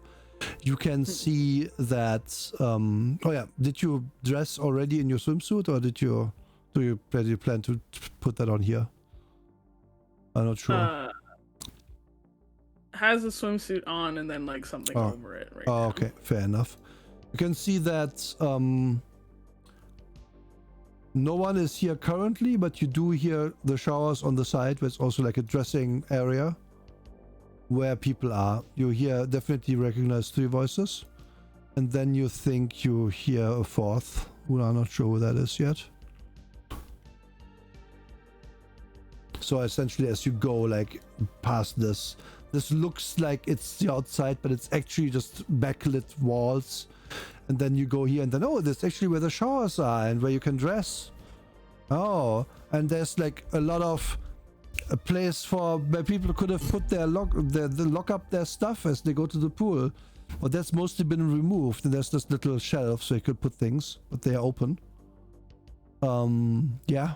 Is there supposed to be a different map, or are you just describing? Did I not move you? Fucking fuck. Yeah. Yeah.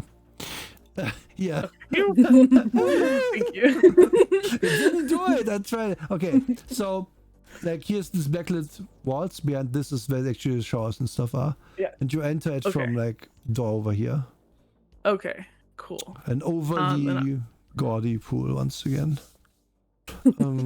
So many chandeliers. The chandelier budget is crazy in this place. I want to point out that all these pictures are off of one fucking hotel I found in Dubai. That actually looks one like this. hotel. Yeah. Wow. I mean, for a hotel, yeah, I'd stay here. I wouldn't live here. No, definitely not. Personally, I wouldn't even want to stay here. It's too much. I would just want to be left let loose with a permanent marker for 1 hour, please. I'm drawing penises on everything. So many dick butts on all the surfaces after I'm done with this. But yeah, you hear 3 voices that you recognize as Rose, Olivia, and Tamara from the showers, and the 4th you're unsure of yet because you haven't learned everybody else's voice yet. Excellent. I will meander back there into the shower area to shower before going in a pool, as one does. Okay. And you see that snow is also there. Still being 30 FPS. It's wild. Hello. Oh, are you come on. We can talk here a bit more. And as if to underscore that, Olivia turns on a few more showers as she gets under them.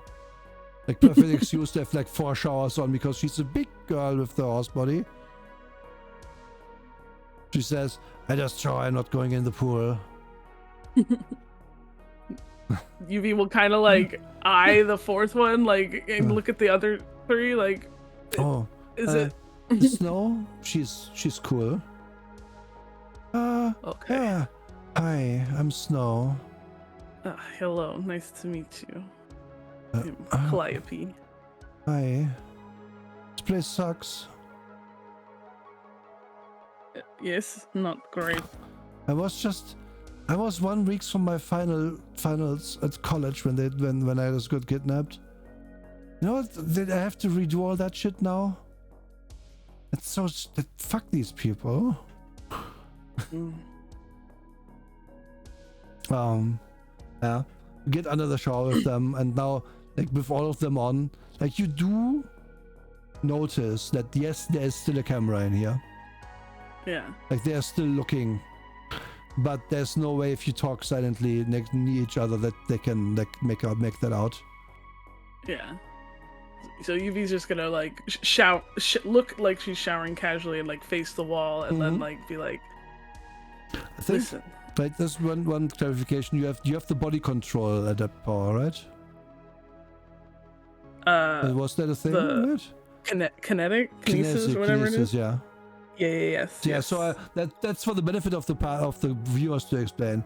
UV actually has perfect control over her, like, normally involuntary movements of her body, so she can literally pilot her body exactly like she wants. Which is why there's no roles for doing. Oh, I'm trying to look subtle as I XYZ. There's no roles required because in my book right now, because it's just free with that power, so to speak. Okay, but now please. Makes sense. Yeah, so she'll like look at everyone and be like, listen, here is situation. I am part of a group of runners. What? And I was sent here ahead of my... Well, we staged me being kidnapped to come here because we are looking for one of my associates' sister. Oh, But okay. we are also willing to take anyone who does not wish to be here. So you can tell Olivia is just smiling a big smile, like, yeah. Tamara looks a bit nervous, so does Rose, and Snow seems like silently determined as you say this, like, oh great, this is the way out. She actually seems more hype about that than Rose and Tamara necessarily do. Like, you figure maybe a difference between talking big about wanting to leave and actually wanting to take risks. Yeah. If you had to read them. But they all, like, after a moment, they nodded and were like, okay, so that's great. Yes. And I understand if you do not want to take large risk to help, but there is information I need in order to make this happen. Okay, what information do you need? I'm willing to help. Olivia says immediately. And if you are wary about it, I only ask for your discretion in the matter. I will not force you to do anything to this end if you do not feel comfortable. No, it's fine. It's fine. It's what But you I need. need to know if my friend's sister is in this area or if I can contact her anyway. She snuck a video out of this place. What does she look like? Who's it? Like, none of the people you saw? No, not in the dining hall. She is green skin and 4 arms. Oh, that's the girl who keeps to herself. So she is here. Yes. Are we allowed to visit other rooms? If the rooms, I mean, no one. Technically, yeah, but like they have to let you in. I see. Does she ever come out for anything? No, she keeps to herself very much. I see. Like, she doesn't. She's very unhappy, I think. Yes, understandably. I need some way to contact her. I don't know. The only way I would know is to go to her place. Would be very would be conspicuous, though. Snow says, "Isn't there like wait? You are new, so you get to they will give you like the courses, right? Like Arabic and so on. I think doesn't she have to go to those? Yeah, but she refuses, doesn't she? I don't know. I think. Okay, I don't know what. I think. Wait, didn't Sarah talk to her before? Like when she was not. She was out once or twice, and then they. Yeah. Okay. Then Snow talks again. Yeah. Okay. So Sarah, that's another. I'm gonna put her in the corner here. She's not here, but she talked to her before. Apparently they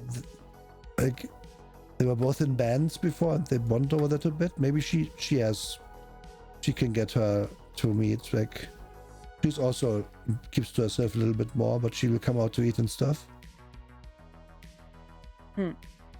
Like, and is she looking to leave this place or? I don't think so. No. Nah, she grew up in a pretty shitty place, from what I know. And this is nice. As far as she's concerned. I think she would, like, get you in touch with her friend, especially if you have an in. They're both music people. I don't know if you do music. I do music. Yeah, As a might be. matter of fact. And maybe you'll befriend Sarah over and get that in that way. Could try. Might work. Otherwise, but I know like her room number, and she's gonna give you the room number 312. You are at 470.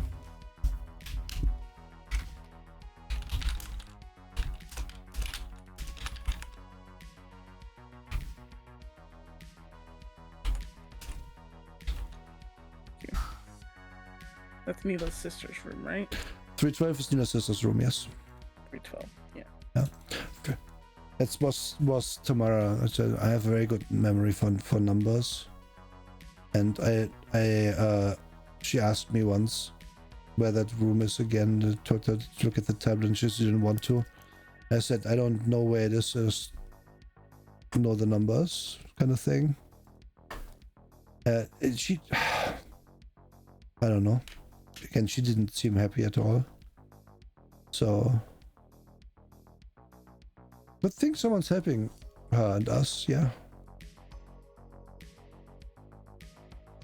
Is some of the wait staff seem amenable to Yeah, but it's things. they constantly switch them out, so it's hard to make good connection there. Olivia says, yeah, it seems to be a thing where they rotate them in different jobs a lot. Like I've seen some faces more than once, but not a lot of them. It's probably so they don't get any ideas.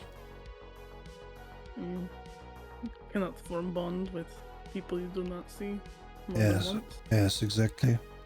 I rotate them about, I don't know, every 2 months, give or take.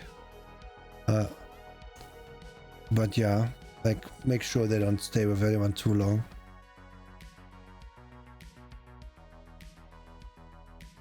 And now it's about the time when showering longer would look weird, and so everyone kind of files out and starts to swim.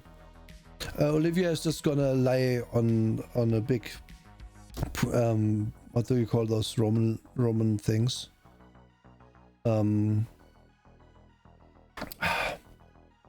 Beach chair, like a Yeah, a big lounge chair. A big chase. Chase. Yes, thank you, Chase. Shay lounge. It's My Yeah, Little sure, Pony. no, I know yeah. what a chase lounge is. Yeah, she's gonna. It looks like it's actually like put there for her, so to speak, like because there's only one of them, and it seems kind of her size. Oh. And they they're just chatting about more normal things now, and yeah. There's one way to tell if any of them is German. If they put a towel on the chair and then leave, and they expect that to be a sign that nobody else can take that chair. That is also the What do you mean? That is a sign. That is also the British. If a towel is there, that's somebody sitting there. Sorry, let me clarify. I mean, they do this in the morning and then don't come there for many, many hours. Oh, okay. But that is also the British. That is not just the Germans. It is an age-old feud between our peoples. And indeed, there's one towel on one of the chairs. And so you'll come there in the morning when no one's there, and you just find a towel on the chair. Yes. And then if you remove it, hours later, an angry German or British person, who are both very red from being in the sun too long, will be angry at you, yes? Okay. Do you do anything else of absolute note? Do you try to bond with these people more, talk to them, get to know them, or do you do anything clandestine, blah blah blah? UV? I think she's just gonna bond with them, hang out in the pool, and talk and whatnot. Yeah, like clearly they are a bit nervous about like the near future, maybe holding their freedom, but they're not in a negative way. Like Rose and Tamara too, you're like immediately like, oh no, is this gonna be dangerous? They do feel good about the idea of being out of here. They just like, again, they don't seem to be like particularly risk takers. Meanwhile, Snow is very hype, but you can very much tell that she also does not really got any good skills to do so. She's just very convictional about wanting out of here. But Olivia, from things she talks about, she has essentially been like a striker for an urban brawl team somewhere in Northern Europe. Meaning she has probably killed people before. So she's a very Olivia's gonna be my main partner on the inside. You're gonna ride Olivia out of here into the sunset. Do you think? Yeah, Olivia and UV endgame. Yeah.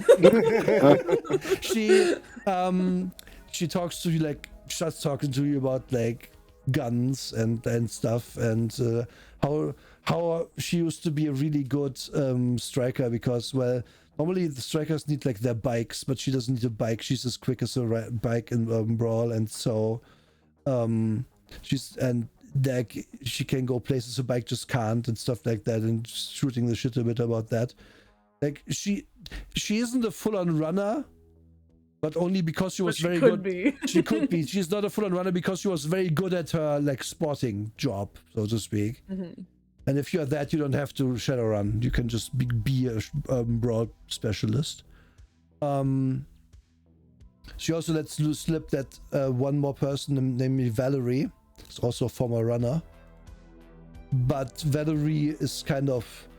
Apparently she had some issues in her past and she isn't sure if she would want to leave here or if this is a good retirement plan to lay low at least for a long time. While some criminals... another place of the world look for her, so just kind of thing.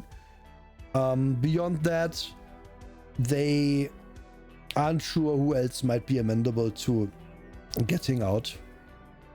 Like they even say, even the people who are, who like resigned themselves, if you tell them they could just leave, maybe they would want to. But that's a risk, of course. I don't know. Might be worth it to like find a way to inform them somehow that it's an option. Like if someone could send a private message over their tablets or something, that they that's not from the normal people, that might be good. Have you talked about that? What we would do if they got such a message? Like, what if it's a trap? Stuff like that. This place makes you crazy. Yeah, but they would bug the tablets, no? So we could not send private messages. No, yeah, but if someone hacks it? Like, Snow says, yeah, I know, like, if you hack stuff, like, you can do whatever you want. Like, I don't have my stuff to do it, though. Because that's kind of what I was studying. Might be able to get my associates to do so on the outside when they arrive. Yeah, that might be good. I just have some sort of reassurance that it isn't just a test, I don't know. Because I would be wary, of course. Because they could test your loyalty or your risk-taking with such a message easily too. And then that's kind of how it goes. Like they even though you are just in the pool, they talk about this. But clearly, a certain amount of this is unavoidable, right? In a place like this. Yeah. And they can't, like, probably from the natural way they do it together, you assume that like non-actionable stuff is not going to get you in trouble on its own. Like I'm sure it's common for them to sit around and be like, yeah, what if we just escaped one day? Like, what if, like... Exactly. Like, I want to go home to my grandma isn't going to get you in trouble in here. They just don't care about your wants in that regard. Okay. And I think actually, this is a good place to call it for today. Because UV, what you're gonna find, the next time we're gonna start with that, where we're gonna go over your 3 days that you have. And you're gonna have a few chances to talk to people and stuff. And maybe recruit people to your site, and maybe talk to Nila's sister as well in advance. Woohoo. Depending how things go. She's so good at talking. Well, I mean, I don't know. I like it. It's a good challenge for her. Yeah. There's going to be you found the people you basically don't have to roll stuff for. Next time you're gonna have to roll. Yeah, I got lucky. It wasn't gonna be too unobvious who it was, but like there would have been another path to meet Olivia had you not taken the correct table anyway.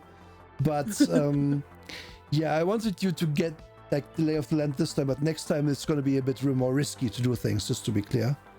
Yeah. Because if you squeal to the wrong person and they squeal back, then they're probably gonna put you in a way worse spot and beef up security and stuff. Mm-hmm. But yeah, it's a good cut point right now, because after everyone is in the pool, they kind of go to see a movie and then everyone goes to bed. And as you do that, you also realize, okay, I'm getting to do some classes tomorrow, specifically learning Arabic. And then also there's a lot of free time otherwise that I can fill with whatever I want. And there's a doctor's appointment. Doctor's appointment, right? That's in the morning, correct? Yeah. And the little AI helper also tells you that, of course, if you do more things, like more classes and stuff, that's going to mean that you might be able to join the actual main house sooner. Like it's telling you this helpful advice, how you can maximize your points, basically. Woohoo! Harem maxing. Yeah. And yeah, that is going to be the run for today. I hope this was a good setup for everybody. It was good. Yay. I enjoyed it. Good. But yeah, for Drakes on that, next time we're gonna be with UV a bit longer because good. It just makes sense. I'm going to say what happened in the pipe? You have played cards. We're still in there. It's the past now, Sonat.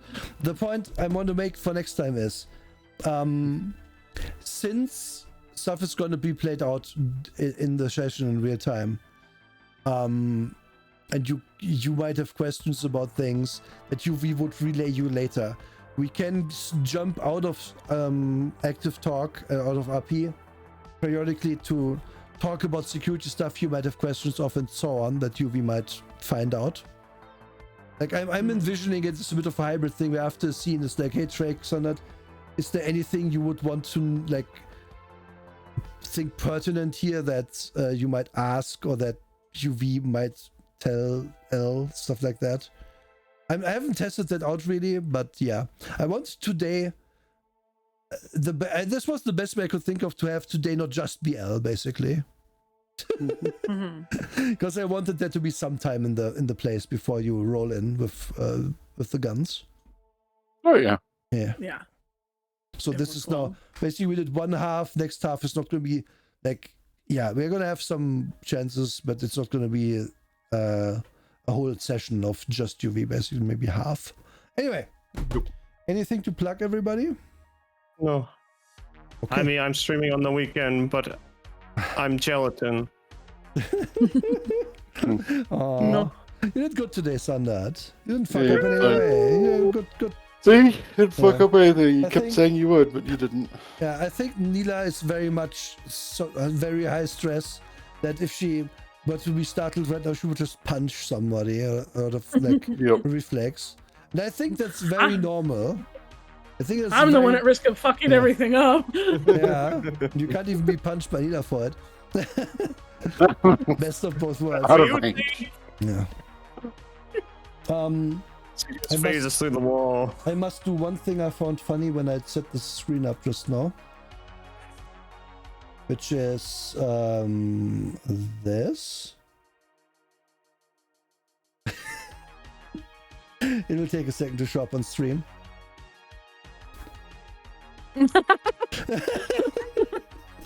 Excellent.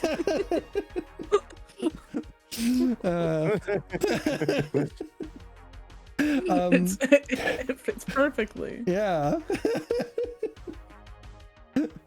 Oh god, Elle is just breaking UV's neck live on stream. No, UV's strong. I know. UV asked for this. UV carries you all the way. Yeah. GG everybody. I'm very happy with how this went today. Me too. Excellent. Tomorrow is Tabletop Talk on Drake's channel.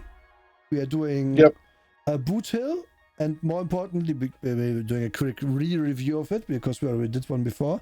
And then we're talking about Deadlands, which is going to be the lion's share of it, which is a great game. If you like Western games with zombies in it, who doesn't? Yep. It's inspired so many things. Yeah. And beyond that, on Monday with this crew, obviously there's Nyanblood. Yes. Yeah. Plenty of that. Plenty of Nyanblood, yes. And now we have to find somebody to wait. Who can we wait?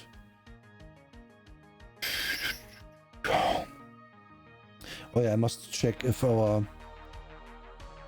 Notepad Anon is live. I don't think so, but I don't think so. It's too early. No, it's too early and it's Friday. I want to make sure. Nope, not live. Well, he's not. Yeah. Who else do I have?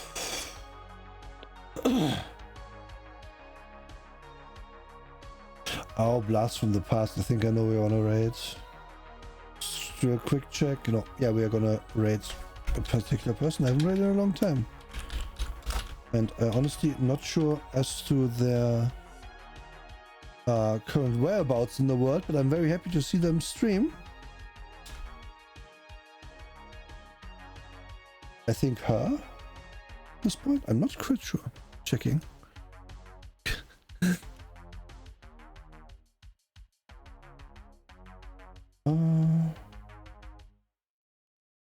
Yes, her. Raiding Haro.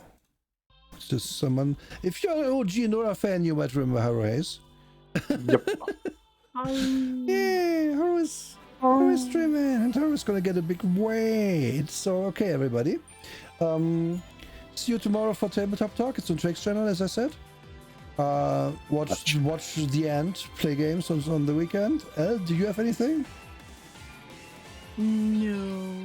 Yeah, you're plugging your stuff on Monday. Right? Yeah. Why? Yeah, Wait. Why am I hearing? Oh. There was an anime singing thing, and this is the other channel. I was like, wait, why is the ambience for Shadowrun doing Japanese singing? Oh, they sent me. Okay. No, it's closed. Okay, I'm gonna raid. See you, everyone. Bye-bye. Bye. Bye.